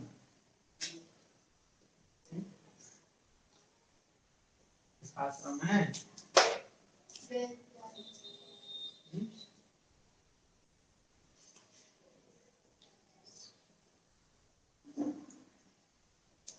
कुछ कहना, ठीक है। तो यहाँ पर इसी आश्रम में लव कुश का जन्म होता है, ठीक है, इसका होता है लव कुश का जन्म होता है, ठीक है, क्लियर। तो वो स्थल भी छत्तीसगढ़ में। अब जब बड़े होते हैं लव और कुश, तो लव को मिलता है उत्तर कोशल का साम्राज्य, बंटवारा है, और कुश को मिलता है दक्षिण कोशल, ठीक है, क्लियर। तो कुश को जब यह स्थल मिलता है तो उसकी राजधानी होती है कुश स्थल, क्या होती है? कुश स्थल, क्लियर, समझ आ रहा है? तो रामायण काल के क्षेत्र के लिए शब्द का वर्णन है वो है कोशल, पहला चीज, ठीक हो गया, है ना। अब कोशल और इसका दक्षिणी भाग दक्षिण कोसल। अब दक्षिण कोसल के शासक कौन है? लव। इनकी राजधानी कौन सी है? उस स्थल जो संभवतः सिरपुर होगी, है ना? कभी सिरपुर। ठीक है, क्लियर। लेकिन क्या बस्तर भी छत्तीसगढ़ में शामिल था तत्कालीन समय? नहीं। ठीक है, जब तक कोट पार की संधि नहीं होगी, आगे बस्तर के इतिहास पढ़ोगे, है ना, तो कोट पार की संधि होती है ना, राजा दलपत देव, है ना, जयपुर शासक, अंग्रेजों और मराठा ये मिल के, है ना, इस संधि करते हैं, है ना, ठीक है, दरिया जो सर, तो उन लोग का जब संधि होगा, बस्तर में काफी का लड़ाई बड़ाई चलता रहेगा, तो भाई भाई की लड़ाई, है ना, तो एक भाई ले आया 4-5 लोग इकट्ठा करके, है ना, और दूसरे भाई को निपटा दिया, ठीक है, और इस पर शासन करने लग गया। लेकिन अब क्या हो गया? गुलाम हो गया। अब मराठा जो इस क्षेत्र में शासन कर रहे थे, उनका क्या हो गया? करद हो गया, राजेंद्र सामंत हो गया, है ना, उसके अंदर आ गया। तब छत्तीसगढ़ उसमें आता है, तब बस्तर छत्तीसगढ़ में आता है। उससे पहले बस्तर का अलग इतिहास था, ठीक है। तो तब कालीन समय में बस्तर के लिए शब्द का प्रयोग हुआ है दंडकार। क्या? दंडकार, ठीक। और इसकी राजधानी थी मधुबन। क्या थी? मधुबन की राजधानी, ठीक है।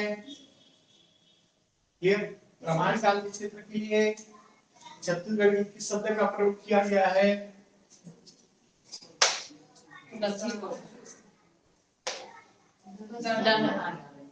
ठीक, ये अब चलो, अब रामायण के बाद क्या होगा जी? महाभारत। शुरू शुरू मस्त ब्याह होते तब तक 2 साल बाद चालू से महाभारत, ठीक है। तो अब क्या होगा? महाभारत। अब महाभारत में इस क्षेत्र का वर्णन किसके रूप में मिलता है? प्राक कोसल। इस क्षेत्र को क्या कहा गया? प्राक। प्राक मतलब होता प्राचीन। क्या होता है? प्राचीन, है ना।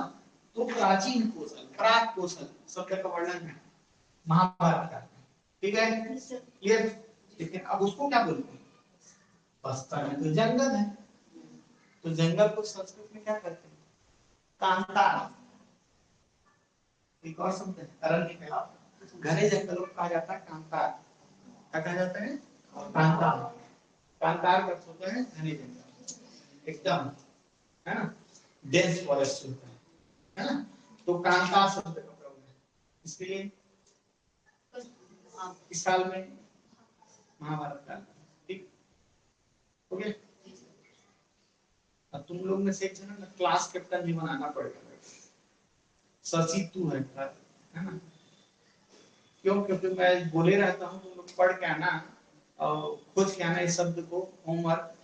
कोई मेरे को बताता नहीं कि क्या पढ़ के आने को बोले, है ना, तो विशल फ्लोअर है वो बता दिया, है ना, ठीक है। कल क्या पढ़ के आने को बोले थे, क्या याद करके आने को बोले थे, अब पूछिए उसको, एक तेरा काम, ठीक है। तो कांतार शब्द प्रयोग है बस्तर के लिए, हो गया। अब मैं बोला था इसके बाद कौन सा काल आता है? महाजनपद काल। मौर्य लिख लो या महाजनपद काल लिख लो, है ना, कान को ऐसे पकड़ो या ऐसे पकड़ो, दोनों सेम, है ना। तो मौर्य काल में एक यात्री था, है ना, चीन का। कौन आता है? मौर्य काल में चीनी यात्री आता है भारत, वेन्सान, है ना, है ना, कौन? वेन्सान। ये तो हिंदी बोलते हो, वान चांग वैसे है उसका नाम, है ना। तो वेन्सान आता है। वेन्सान यहाँ पर लिख लेना, वेन्सान। वेन्सान इस क्षेत्र के लिए किस शब्द का प्रयोग करता है?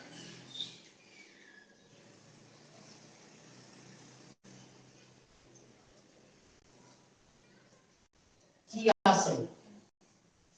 क्या? कियासलो, है ना, ऐसे नहीं लिखोगे, वैसे लिखो, किया सलो, हो गया, कियासलो, ठीक।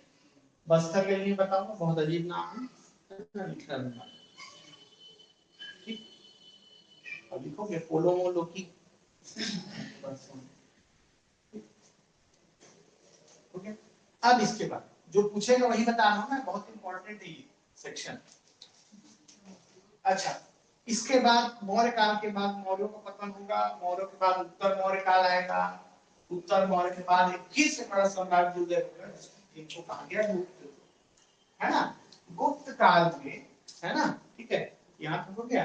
तो गुप्त काल में इस क्षेत्र के लिए अब एक राजा होता है समुद्रगुप्त। समुद्रगुप्त निकलता है विजय अभियान करके, ठीक है। और विजय अभियान में निकलता है कहां से,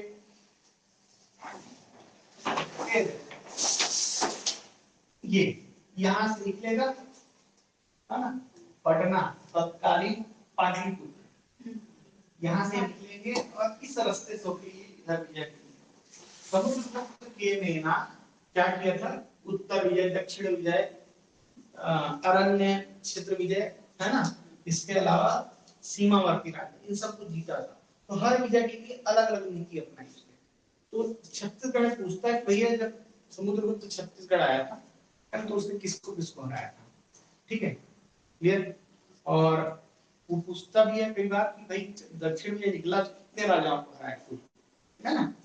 तो जो 12 राजाओं को हराया था उसमें से 2 नाम थे यहाँ के, और मैं बोला ना कि अलग अलग राज्य हैं ये और ये, है ना, ठीक।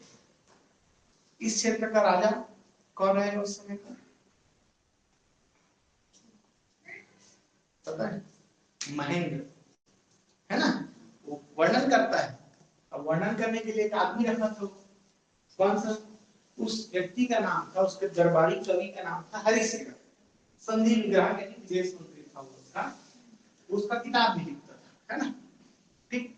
तो उसकी एक रचना है प्रयाग प्रशस्ति, जिसको इलाहाबाद प्रशस्ति, प्रयाग इलाहाबाद के पुराण में प्रयाग प्रयागराज का, ठीक है, प्रयाग प्रशस्ति इलाहाबाद प्रशस्ति कहते हैं उसको। उस प्रशस्ति में उसके दक्षिण विजय अभियान का वर्णन है समुद्रगुप्त के, और उसमें उसने बताया कि इस क्षेत्र में उसने 2 राजाओं को हराया था, एक था महेंद्र और दूसरा था व्याघ्रराज।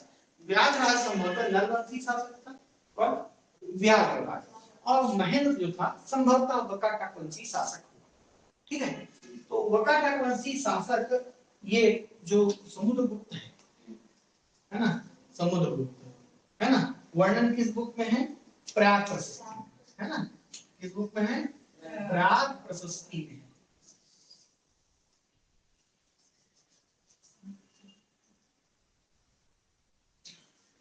कैसे लिखा है इसमें,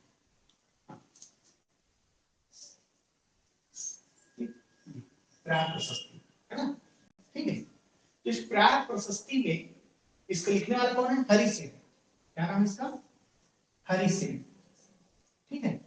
इस व्यक्ति ने बुक लिखा है, और इसमें वर्णन देखो, मैं बोला ना कि कान को पकड़ने के कई तरीके, मैं इतना सारा क्यों लिख रहा हूँ, वो तुमको कान प्रश्न कई तरह से पूछेगा, बोलेगा बताइए प्रयाग प्रशस्ति में छत्तीसगढ़ का नाम क्या मिलता है, दूसरे तरीके से बोलेगा कि समुद्रगुप्त की दिग्विजय के दौरान छत्तीसगढ़ का नाम क्या था, बोलेगा गुप्त काल में छत्तीसगढ़ का नाम क्या था, ठीक। सबका जवाब क्या था, एक ही होगा, एक ही होगा, है ना, होगा, ठीक। तो उसका जवाब क्या होगा, इस क्षेत्र का नाम गुप्त काल में जब ये दक्षिण विजय करने आया, है ना, तो छत्तीसगढ़ का राजा कौन था, अब यहाँ पर मिटा रहा हूं ना, थोड़ा सा नीचे हो गया है ना, ठीक है, ऊपर। अब छत्तीसगढ़ का जो नाम है यहाँ पर, है ना, ये मिलता है कोसल, क्या नाम मिलेगा, कोसल, ठीक है।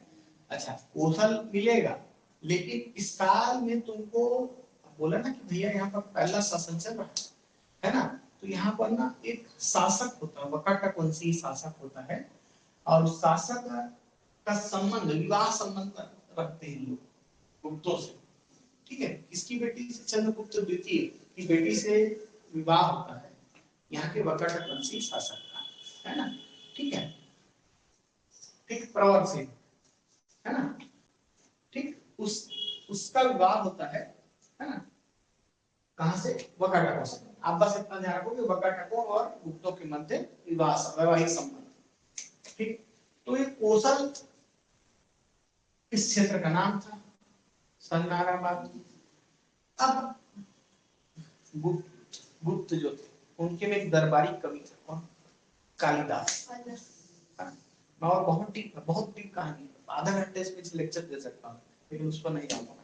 तो उस कौन था? कालिदास। कालिदास आता है, होता है ना जी बाबू, वही कैसे आते हैं घूमने, आया कालिदास यहाँ विचरण करने के लिए, है ना। तो कालिदास पहुंचा रामगढ़ की पहाड़ी, कोई सीता बेंगरा जोगी महाराज, ठीक। और सीता बेंगरा जो गुफा है, एक्चुअली थिएटर वही सीता बेंगरा, जोगी महाराज, जोगी महाराज तो रहने के जोगी महाराज आपका लक्ष्मण बेंगरा और जोगी, हाँ जोगी महाराज, ठीक ठीक। तो रहने का जगह था, ठीक है। थिएटर जो था आगे छोड़ दिया, वो सीता बेंगरा बना था, ठीक है। वहां आता है वो मस्त बैठ के, अब पहाड़, अब मस्त छत्तीसगढ़ तो अभी इतना सुंदर रहता है, उस समय कितना सुंदर है। अब बरसात का समय था, वहीं से वो क्या लिखता है अपना, क्या लिखता है, किताब लिखता है ना। कौन सा किताब? मेघदूतम। इसकी रचना करता है मेघदूतम की रचना करता है ना। मस्त पहाड़ बैठा हुआ है, एकदम काला काला बादल पानी गिर रहा है, कितना सुंदर छत्तीसगढ़ रहा उस समय। तो वहीं पर सब रचना करता किसी मेघ, ठीक है, उससे संबंध।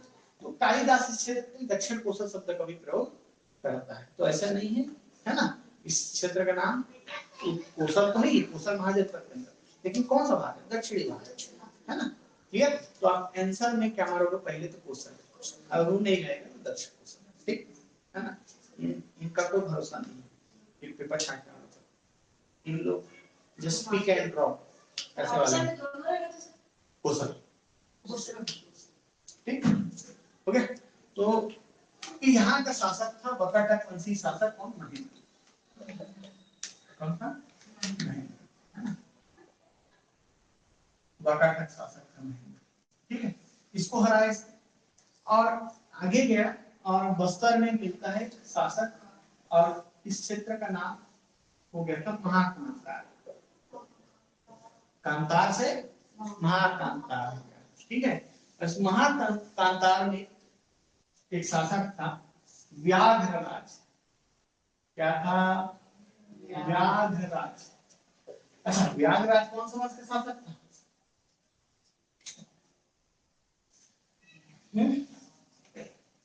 नलवंशी शासक।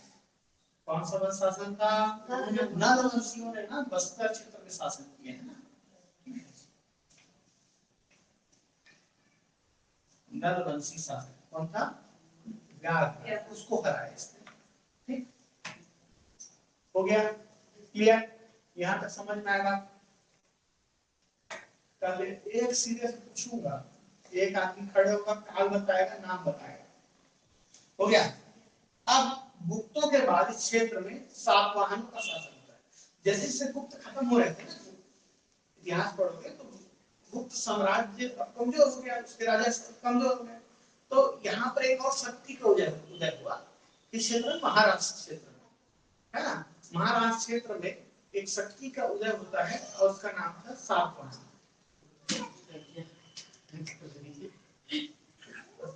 क्या? सातवाहन। क्या? सातवाहन शासकों का उदय होता है, और वो सातवाहन छत्तीसगढ़ में क्या करते हैं? शासन करते हैं इस क्षेत्र में। इसका सातवाहनों का शासन होता है। अब वो सातवाहन जब यहाँ आते हैं, है ना, ठीक है, तो सातवाहन काल्विनिक आदमी था, है ना, यूनानी, उसका नाम था काल्विन। छत्तीसगढ़ नहीं घूमा, लेकिन वही से उसका नाम रख दिया। क्या नाम रखा? अधिष्ठी।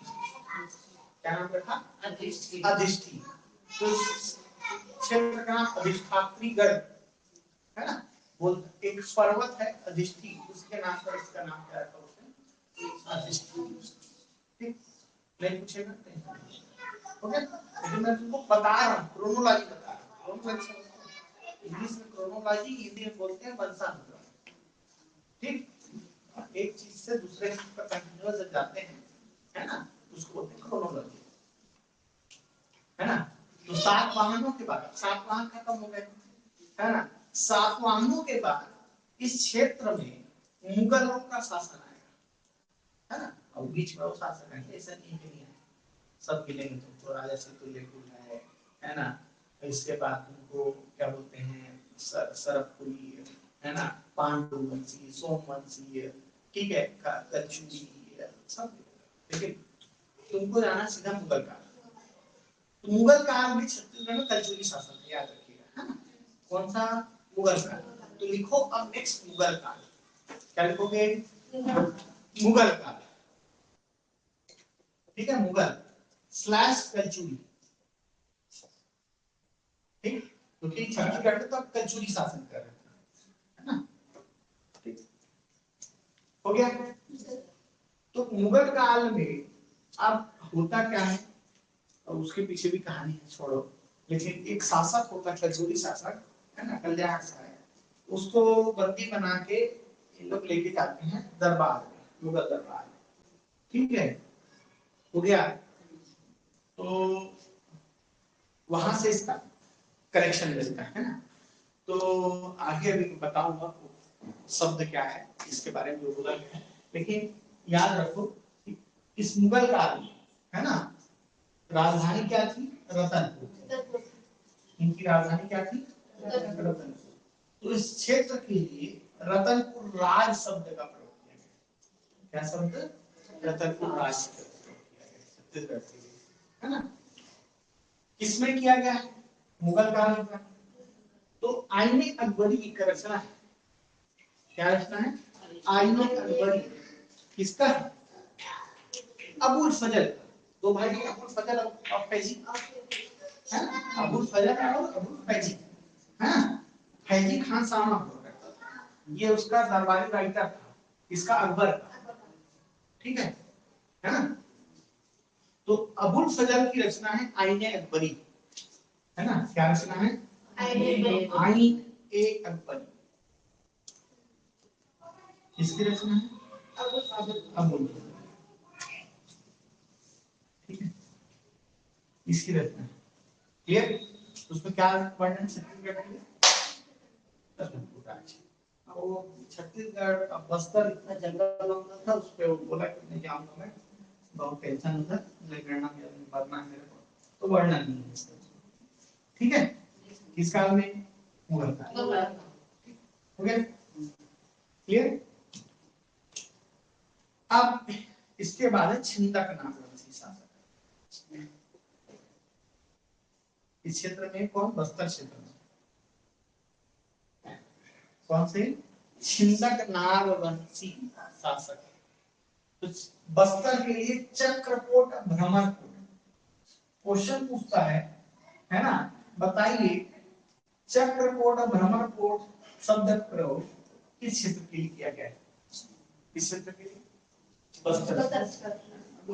जब तक अभी कार्तिक नहीं आएगा तब तक बस्तर अलग चलते रहेगा, ठीक है ना। छिंदक राजवंशीय ने क्या चक्रकोट और भ्रमरकोट का क्षेत्र को क्या कहा? चक्रकोट भ्रमरकोट। अब कौन आएगा भैया? सीधा सा अंग्रेज आएंगे, ब्रिटिशर्स का काल, है ना। कौन आएंगे? ब्रिटिश आएंगे, कौन आएंगे? ब्रिटिश, है ना, ब्रिटिश आएंगे। और ब्रिटिश जो है इन्होंने इस क्षेत्र के लिए किस शब्द का प्रयोग किया? महाकोशा। क्लियर? क्या शब्द का प्रयोग किया? है ना। अब राम कहानी इसके लिए बहुत बड़ा है, महाकोशल सिर्फ इसको नहीं बोलते हैं।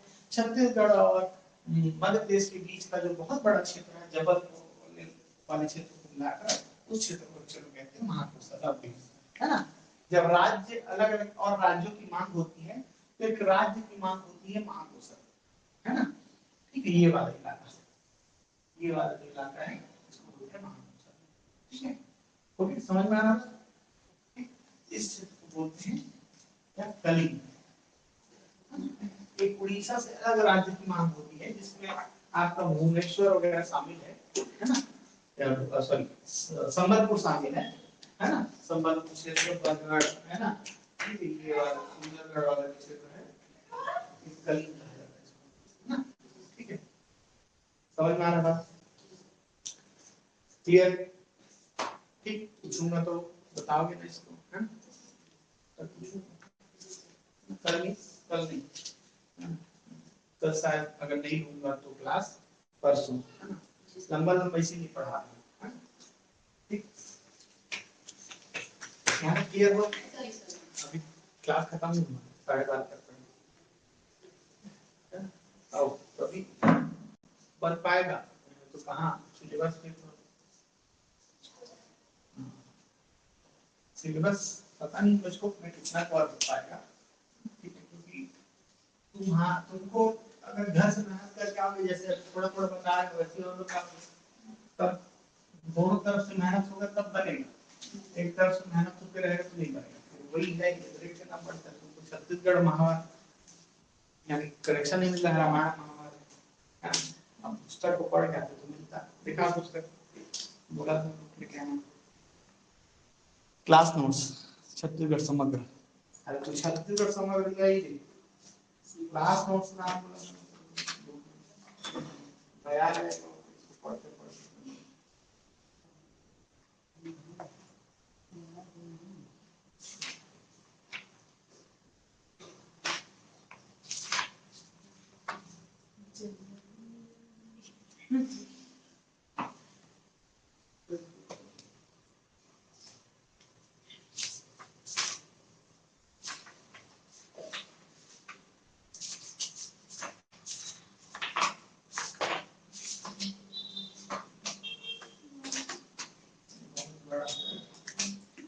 तब तो पढ़ साल भर पहले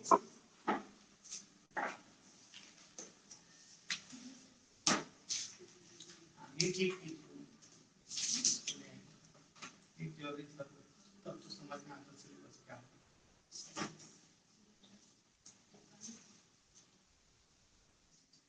सामान्य ज्ञान दे दिया है, ज्ञान छत्तीसगढ़ सामान्य ज्ञान दे दिया है, बुद्धि क्षमता विश्लेषण क्षमता इतना काम नहीं है। ये बुक ये समझ लो रिवीजन के लिए, है ना, रिवीजन के लिए तो पता चलेगा कि होता क्या है ना। इसका पतला पतला ध्यान कुछ वो पुस्तक ला देख पहला देख ये सर्विस कर कम 80 पेज का ये प्रोग्राम बुक चला रहा हूँ। छत्तीसगढ़ इतना बड़ा बस वही है, इसमें 10 क्वेश्चन थे, 4 क्वेश्चन अभी तो छत्तीसगढ़ नामकरण पढ़ा तो उसी को मैं थोड़ा और रिलेटेड कर रहा हूँ, है ना। मैं ज्यादा डीप नहीं पढ़ाऊंगा और भी बहुत सारी चीजें हैं।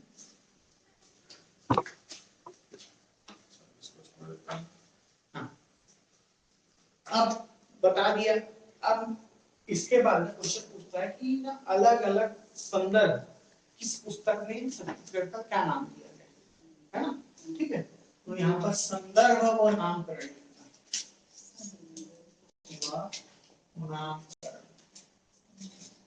ना, यानी या संदर्भ और नाम, इसको लिख लो संदर्भ और प्रयोग करता है ना, संदर्भ और प्रयोग करता यानी किस संदर्भ इन कौन सी बुक में क्या नाम है ना।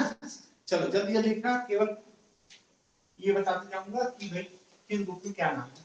कहानी सुना चुका हूं दक्षिण कोसल, ये आपको नाम मिलता है रामायण में, है ना, ठीक है, हो गया। एक बुक है कोसल खंड में, कोसल खंड एक पुस्तक है ना, है ना, इसी में से हमको जानकारी मिलता है। नागपत्र क्षेत्र में नागवंशी शासक भानुमति वाला, है ना, ये और शिलालेख है ना, ये पुस्तक हो गया दोनों। शिलालेख है, कौन सा शिलालेख है? रतनपुर शिलालेख। कौन सा? रतनपुर शिलालेख, ठीक है। रतनपुर शिलालेख है ना जी। यहाँ पर किस वंश का शासन था? रतनपुर राज था, तो मैं बोला कलचुरियों का शासन। किनका शासन था? कलचुरी। तो कलचुरी शासक था जाजलदेव। हाँ छापा था, जाजल देव, अब 1 2 3 होता, एक प्रथम वाला जाजल देव प्रथम का रतन है ना। इसके अलावा एक और शासक था आपका कुरुपाल से सोमेश्वर देव, कुरुपाल क्या सीधा, इसका सोमेश्वर देव। मैं बार बार सीधा लिखने की ना, छोटे बच्चे नहीं, सोमेश्वर देव का है कुरुपाल। हो गया, हो गया। अब आते हैं कोसल। कोसल, कोसल ये नाम मिलता है महाभारत में सभा पर्व में। महाभारत में चैप्टर्स हैं अलग अलग, उसको पर्व कहा जाता है, वन पर्व, सभा पर्व। तो वैसे महाभारत में एक चैप्टर है सभा पर्व। कौन सा है? सभा पर्व। यहाँ पर वर्णन मिलता है ना, वन पर्व में मिलता है। और कालिदास की रचना है, कौन सी रचना है? रघुवंशम। रघुवंशम, इसमें रामायण के बारे में जानकारी मिलती है ना, ठीक है, हो गया। और बोला था गुप्त काल में कालिदास के अलावा एक कौन है? हरिसेन की कौन सी प्रशस्ति? कौन सी प्रशस्ति?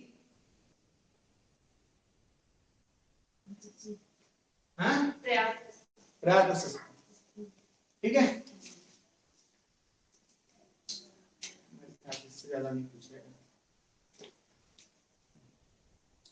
इसके अलावा बालाघाट ताम्रपत्र है पृथ्वीसेन का, पांडुवंशी नानाराज का अर्धात ताम्रपत्र है, चालुक्य वंशी चालुक्य पुलकेशन रीति का है ना। तो शायद इसको अभी तुम लोग को नहीं पूछेगा, बहुत छोटे लेवल पे एग्जाम होता है।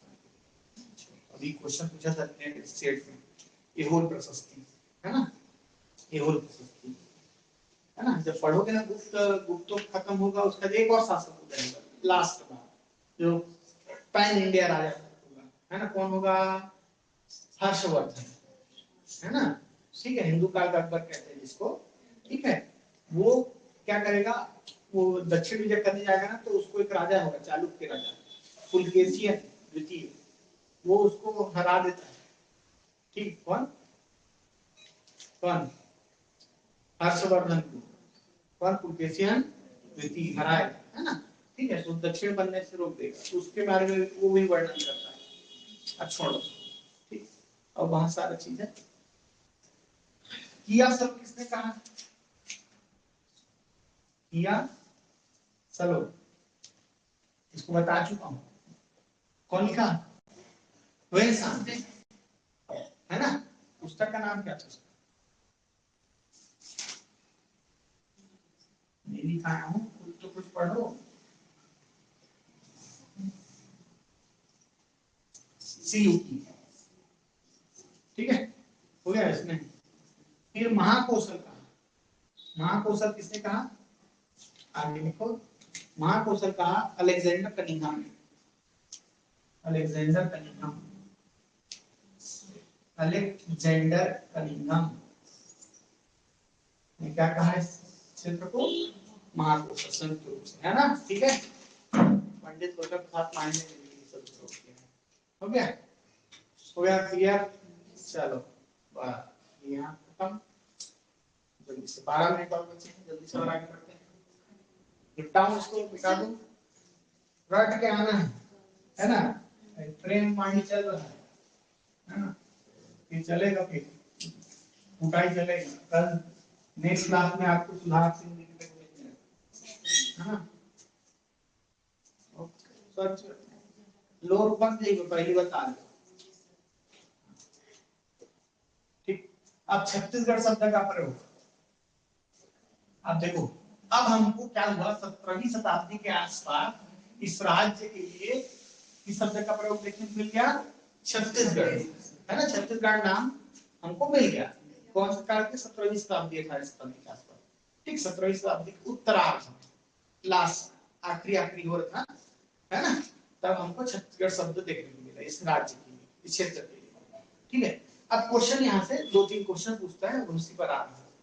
बोलेगा छत्तीसगढ़ शब्द का प्रथम प्रयोग, क्या प्रयोग? प्रथम प्रयोग किसने किया और कब किया, है ना। तो 1487 में, देखो ये चलो क्या है, छत्तीसगढ़ के इतिहास में थोड़ा सा क्या है ऊपर नीचे है ना, एकदम प्रूफ के साथ नहीं मिलता है। तो कई बुक वाले 1487 लिखते हैं, कई बुक वाले 1494 लिखते हैं, है ना। ठीक है, तुम ख्याल इसको मान लो, है ना। ठीक है, 1487 वाले को। तो इस छत्तीसगढ़ शब्द का प्रथम प्रयोग किसने किया, तो एक व्यक्ति था जिसका नाम था दलराम राव या दलपत राव, है ना। मैं बोला हर व्यक्ति अलग नाम लिखेगा, दलपत या दलराम राव। अब भूलते रहोगे तो कैसे याद रखोगे। दल का नेतृत्व कौन करेगा, सबसे आगे वाला व्यक्ति राम करेगा, ठीक हो गया, है ना। ठीक है, तो दल राम, तो उसको क्या कहेंगे, दल का राम कहेंगे, है ना। तो इसलिए छत्तीसगढ़ शब्द प्रथम प्रयोग किसने किया, दल राम राव या दलपत राम राव। क्लियर, दलपत राम राव ने किया। क्लियर हो गया। अब देखो ये ना एक्चुअल में एक राजा था, शासक, कल्चुरी शासक, लक्ष्मी निधि कर्ण राय, है ना। क्या, लक्ष्मी निधि, वो तो गोलक्ष्मण है, सिर्फ लिखो लक्ष्मी निधि, लिखो लक्ष्मी निधि, लिखो लक्ष्मी निधि। ये राजा था, उसका क्या थे, चारण कवि, है ना। कौन से काल में, सल्तनत काल में। मुगल काल जब पढ़ोगे ना उसमें अलग अलग काल है ना। तो दिल्ली में जब किसका शासन, तुर्कों का शासन, तो तुर्क प्रारंभिक मुगल, प्रारंभिक मुस्लिम शासन, है ना। तुर्कों का जो शासन था तो उसको कहते हैं सल्तनत काल। सल्तनत काल के बाद आपको देखने को मिलता है मुगल काल। ठीक, क्लियर है, समझ में आ रहा बात। हाँ, तो सल्तनत काल में शब्द का प्रयोग किया इसने छत्तीसगढ़ के लिए। क्या क्या प्रयोग किया, छत्तीसगढ़ शब्द का प्रथम प्रयोग। क्लियर है, क्या बोला इसने, लक्ष्मी धी राय सुनो चित्त दे, गढ़ छत्तीस में ना गढ़या रही। ये वाक्य है, तुमको नहीं पूछेगा, बस सुन लो, कहानी बता रहा हूँ। हाँ, क्या बोला उसने, लक्ष्मी निधि राय सुनो चित्त, ध्यान देकर सुनो, है ना। गढ़ छत्तीस में, इस छत्तीसगढ़ में तुम्हारे जैसा कोई नहीं है ना। क्लियर हो गया। चलो, राजनीतिक संदर्भ में प्रयोग, राजनीतिक संदर्भ में छत्तीसगढ़ शब्द का प्रथम प्रयोग लिखेगा 1689 में, 1689 में, ईस्वी ना, सब ईस्वी चल रहा है, ईस्वी ऐसा पूर्व कर बाद बताऊं, ईस्वी चल रहा है। किसने किया, गोपाल मिश्र। अब इसको नाम को कैसे याद रखोगे, गोपाल मिश्र ने, है ना, राजनीतिक संदर्भ प्रयोग किया। राजनीति कूटनीति का सबसे बड़ा गुरु किसे कहा जाता है, कृष्ण की। उनके जैसा कूटनीति किसी को नहीं आता। समझ में आ रहा बात, समझ में आ रहा बात। तभी तो जब पांडवों और कौरवों को क्या देना था, पारव का, दोनों पहुंचे, कौरव पांडव, है ना। तो कौरव पांडव जब पहुंचे दोनों, अर्जुन भी, युधिष्ठिर भी बैठा है ना, ठीक वहां पर। और कौन बैठा है वहां पर, कौरव, कौरव का लीडर कौन था,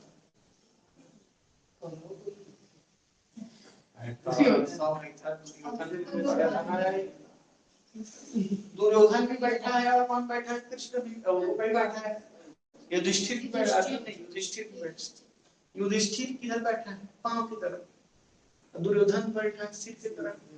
जब आप सोए हुए तो उठोगे तो सबसे पहले किसको देखोगे, पैर के साथ। सबसे पहले कौन दिखा, युधिष्ठिर दिखा। अब पहुंचा था कौन, दुर्योधन, किसको मांगने, कृष्ण को। और तो कृष्ण सहित उनकी पूरी नारायण सेना इसको मिल जा रही थी। दुर्योधन पूरा पासा पलट गया था, कूटनीति लगाए, बोले तू नगर पूरा उसको ले, नारायण सेना, है ना। ठीक है, क्योंकि मैंने पहले दुर्योधन उसको देखा है, लेकिन तुम बोल रहा हूं मैं पहले आया हूं, तो चलो तुम नारायण सेना रखो। वो भी खुश, बोलेंगे कृष्ण क्या करेगा, नारायण सेना ज्यादा ताकत होगा, युद्ध में सेना चाहिए, नारायण सेना रखिए। अब कृष्ण को पता था उनकी अहमियत, है ना। गुरु जब बड़ा चाणक्य चलाने वाला अगर दमदार है तो तुम करोड़ों का सेना ले आओ, सब निपट जाएंगे। दिमाग बुद्धि है ना, और दिमाग बुद्धि नहीं है तो कितना भी बाहुबल रखो कोई मतलब नहीं। ठीक, समझ में आ रहा है।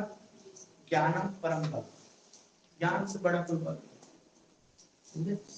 इसीलिए चींटी भी हाथी को मार सकती है केवल ज्ञान। समझे। तो कृष्ण के बचपन का नाम क्या है? क्या कहते हैं? गोपाल। समझे। इसलिए राजनीतिक गुरु, राजनीतिक प्रयोग ऐसे करेंगे। ये सब कम काम है, पता है। 3 महीना बाद जब राम कहानी भूल जाएगा, समझे, तो जो पढ़ा रहा हूँ वो याद नहीं रहेगा। तो फिर तुम 50 सीरियल देख लिए रहोगे, 10,000 लोगों से मिल चुके होंगे। 3 महीना बाद 10,000 घटनाएं तुम्हारे सामने हो रहेंगी, तब ये मेरा बात समझ में याद आएगा। राजनीतिक गुरु कृष्ण, बचपन का नाम गोपाल। ठीक है। तो राजनीतिक संदर्भ में गोपाल कृष्ण, ठीक है। इनकी एक कृति थी, कृति माने रचना, है ना। कृति से ना, कृति माने होता है रचना, है ना। ठीक है। इनकी कृति थी, उसका नाम था खूब तमाशा।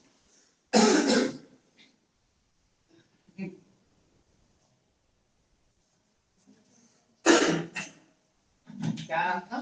खूब तमाशा। खूब तमाशा, हाँ, खूब तमाशा।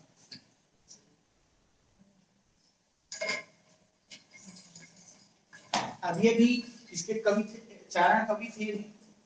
किसे? कजूरी शासक थे, राजसी, है ना। कौन सा? राजसी। इसका चारण कवि कौन? गोपाल, है ना। कजूरी शासक राजा राजसी, ठीक है। वरण सकलपुर देव देवता नर नारी बस बस के, है ना। क्या?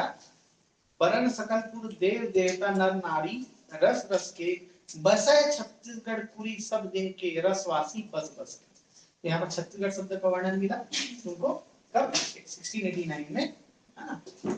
गोपाल, है ना। मराठा संदर्भ में तुमको नहीं पूछेगा, फिर याद रखना काशीनाथ गुप्त तुम्हारी पुस्तक में दिया होगा। मैं सीधे आता हूँ प्रशासनिक प्रयोग पर, है ना, जहां से क्वेश्चन तुमको पूछा जाएगा। प्रशासनिक प्रयोग, प्रशासनिक प्रयोग पहली बार, है ना, छत्तीसगढ़ 1795 ईस्वी में, है ना। 1795। होता क्या है, नया नया एक कौन आया था, कैप्टन आया था नागपुर में, उसका नाम था जेटी प्लैट। क्या था? Jetty plate. जेटी प्लैट जो है ये अपनी पत्नी के साथ छत्तीसगढ़ के अरण्य क्षेत्र की यात्रा पर आता है। कौन? जेटी प्लैट घूमने आता है ना। ठीक, समझ में आ रहा है। इतिहास में पढ़ोगे, ठीक। और ये यात्रा पर आता है, इसका विरोध भी होता है, इसको वापस जाना पड़ता है ना। जेटी प्लैट राजमुंद्री उसकी यात्रा पर आता है। कौन? जेटी प्लैट। और जब वो यात्रा वृत्तांत लिखता है जाकर अपना, है ना, तो अब खुद तो लिखेगा नहीं, तो एक रेजिडेंट रहता है इसका, अधीनस्थ अधिकारी, है ना। ठीक, क्या इसका एक अधीनस्थ अधिकारी रहता है ना, जेनकिंस। कौन? रेजिडेंट, कैप्टन है ना। ये क्या है? कैप्टन। ये एक रेजिडेंट है इसका, है ना, रेजिडेंट, है ना। उसका नाम था जेनकिंस। क्या था? जेनकिंस। उसने ना, उसने इस क्षेत्र के लिए जमींदारी व्यवस्था थी, मुगलों की देन थी, है ना। कंसा किसकी? मराठाओं की, और उसके बाद मुगलों की, है ना। इसकी देन थी क्या? जमींदारी। तो इन्होंने ना इस क्षेत्र के सभी जमींदारों के लिए एक शब्द प्रयोग किया, जमींदार सब छत्तीसगढ़, है ना। तो यहाँ पर छत्तीसगढ़ शब्द का प्रयोग हुआ, है ना। तो इसका मतलब प्रशासनिक प्रयोग, प्रशासन में कब? वो पहली बार जेटी प्लांट की यात्रा के दौरान इसने किया। जेटी से क्या कहा? जमींदार सब छत्तीसगढ़ का। क्या कहा? जमींदार ऑफ छत्तीसगढ़। तुमको क्वेश्चन ये नहीं पूछेगा, तुमको ये क्वेश्चन ये पूछेगा, नागपुर से प्रकाशित हुआ था, है ना। क्या? जमींदार ऑफ छत्तीसगढ़, है ना। ठीक है। तुमको पूछेगा, क्या पूछेगा, प्रशासनिक प्रयोग कब हुआ, किसने किया, बस जेनिफिस कैक्टनबर्ग, हो गया। इसके अलावा एक और नाम मिलता है ना, ठीक है, 1896, इसको पलट देना, यहाँ से ये इधर से ये वाला यहाँ से यहाँ, ठीक है। 1896 में ऐतिहासिक प्रयोग होता है। एक नाम व्यक्ति था बाबू रेवाराम, कौन था, बाबू रेवाराम, ठीक है। इस बाबू रेवाराम ने क्या किया, जल्दी से लिखना, अपनी ग्रंथ विक्रम विलास, क्या, विक्रम विलास, क्या है, विक्रम विलास नामक ग्रंथ में, है ना, इसमें रचनाएं जो एक्चुअल में अनुवाद था, सिंहासन बत्तीसी, एक पुस्तक, क्या, सिंहासन बत्तीसी, उसका इसने अनुवाद किया, है ना, और उसका नाम क्या रखा, विक्रम विलास, है ना।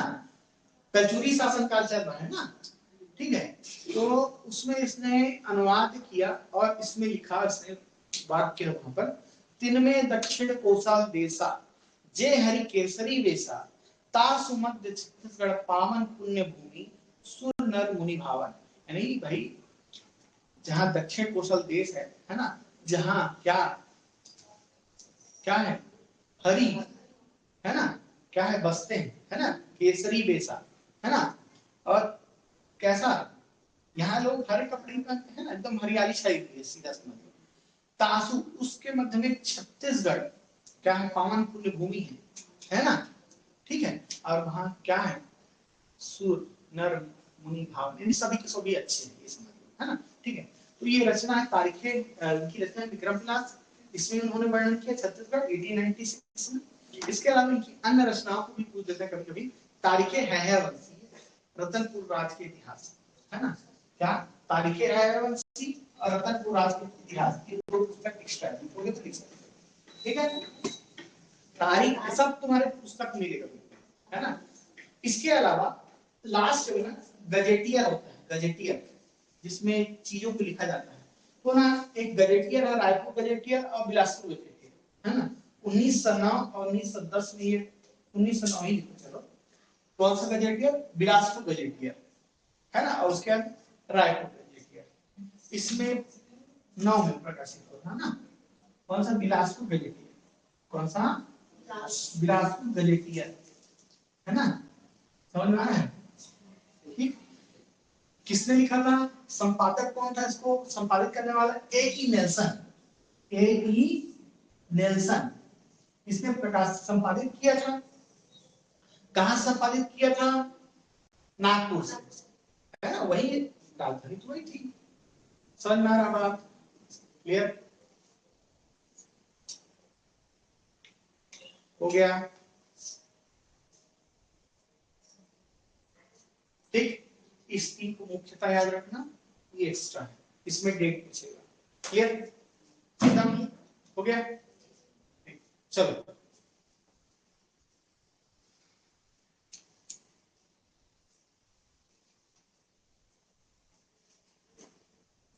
मैं जैसे जैसे आगे बढ़ते जाएंगे, है ना, ये इसलिए तुमको शुरू शुरू में इतना डिटेल कर रहा हूँ क्योंकि तुमको कुछ नहीं आता, ये सब, है ना, ठीक।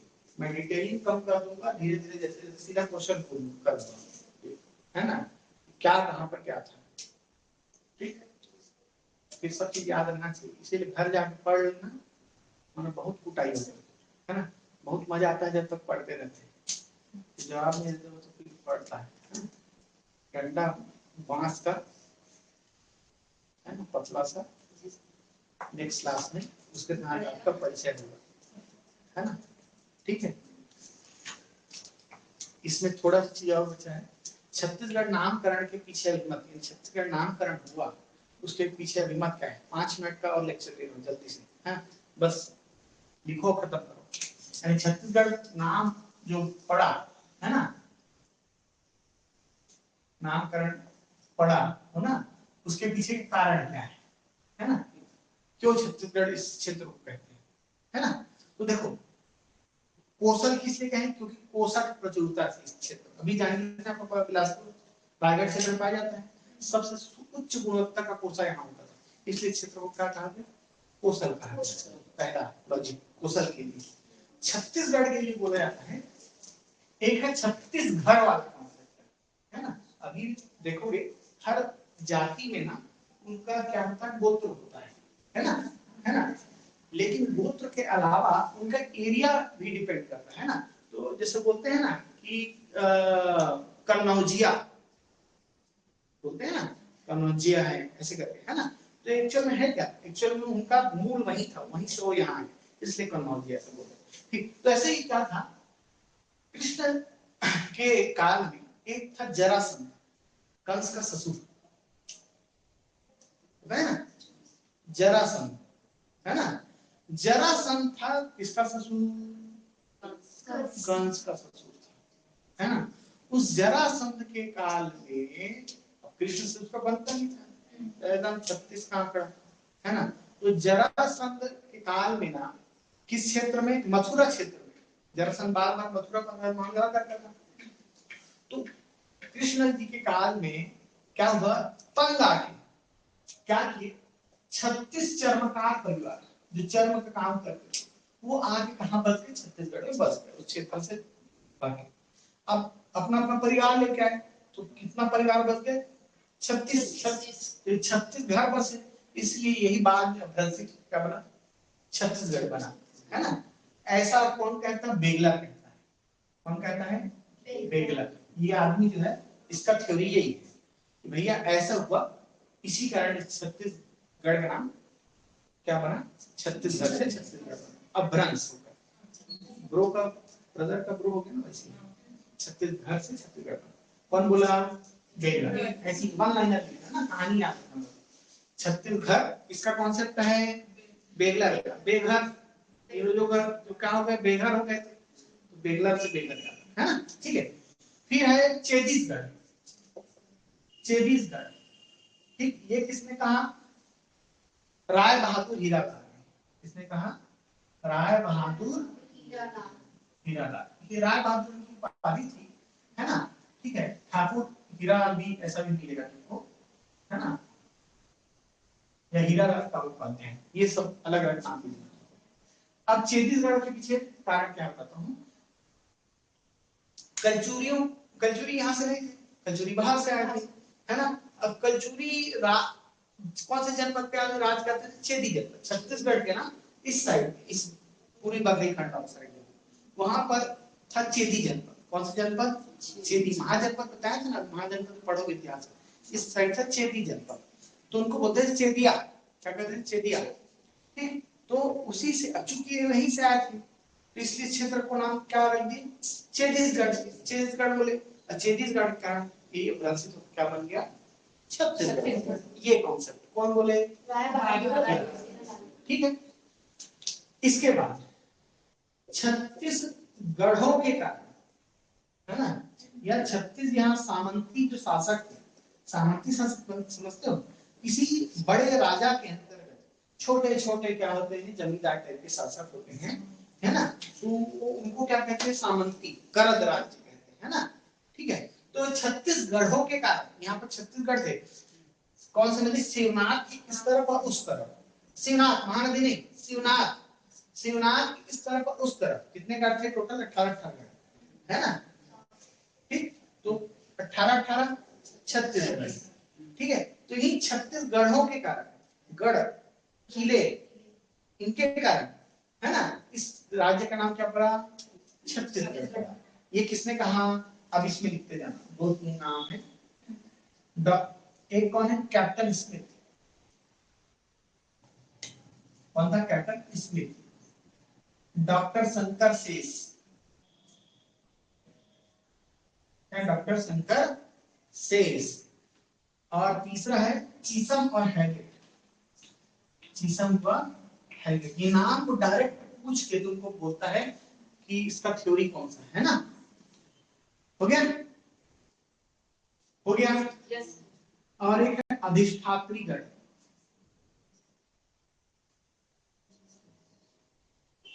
अधिष्ठात्री गढ़, कोई अधिष्ठी पर्वत वाला, क्या नाम है इसका, तालमी वाला कॉन्सेप्ट लगाया, और कनिंघम ने बोला इसको, किसने बोला, कनिंघम ने कहा अधिष्ठात्री गढ़। हो गया, और अब बस इतना पर्याप्त है, ठीक, क्लियर। अभी छत्तीसगढ़ वाला मैं तुम लोग को जाते जाते बता देता हूँ, अब क्लोज कर सकते हो तुम। क्या था, छत्तीसगढ़ और मध्य प्रदेश में गोंडवाना शासन का शासन था। तो रानी दुर्गावती याद है, पता है किसी को? रानी दुर्गावती, रानी दुर्गावती नहीं पता? ये सब गोंड शासिका थी, गोंड शासक थे। तो गोंड लोगों ने यहाँ शासन किया। उन्होंने क्या बना रखे 36 जमींदार हुए थे उनके, है ना। और उन्हीं के समय गढ़ परंपरा चली। अब बाद में गढ़ परंपरा किन्होंने ले ली? कलचुरियों ने उसको जारी रखा, कल्याण साय ने, है ना। और कल्याण साय ने क्या जमाबंदी प्रणाली थी उसकी, क्या प्रणाली? जमाबंदी। जमाबंदी में उसने क्या 36 आदमी रखा, बोला कि टैक्स देते रहना प्रेम से, है ना। आगे तुम राजा राज करते रहो, मेरा किससे मतलब है? पैसा से। चुपचाप हर साल पैसा पहुंच जाना चाहिए, ठीक है। टकोली बोलते थे मराठा काल में, टकोली, टैक्स को टकोली बोलते थे मराठा, है ना। तो टैक्स पहुंच जाना चाहिए प्रेम से, है ना, राजस्व। फिर तुम राजा करो, किसी को फांसी दो, तुम्हारा काम, मेरा मतलब है। आंतरिक मामले तुम्हारे काम, बाहर का कोई काम होगा तो मैं देख लूंगा, है ना, ठीक है। तो वो चलता रहा और आगे चलते यही राजा के रूप में स्थापित गढ़ बन गया। तो इसी कारण ये छत्तीसगढ़ों के कारण ये राज्य छत्तीसगढ़ कहलाता है। ये 3 क्वेश्चन तुमको पूछे गए, ठीक, बहुत इंपॉर्टेंट है। नाम याद रखना, एक नाम याद होना चाहिए किसने कहा, है ना, ठीक है। पूछूंगा नेक्स्ट क्लास में मिलेंगे तब, ठीक हो गया, है ना। चलो मिलते हैं अपन।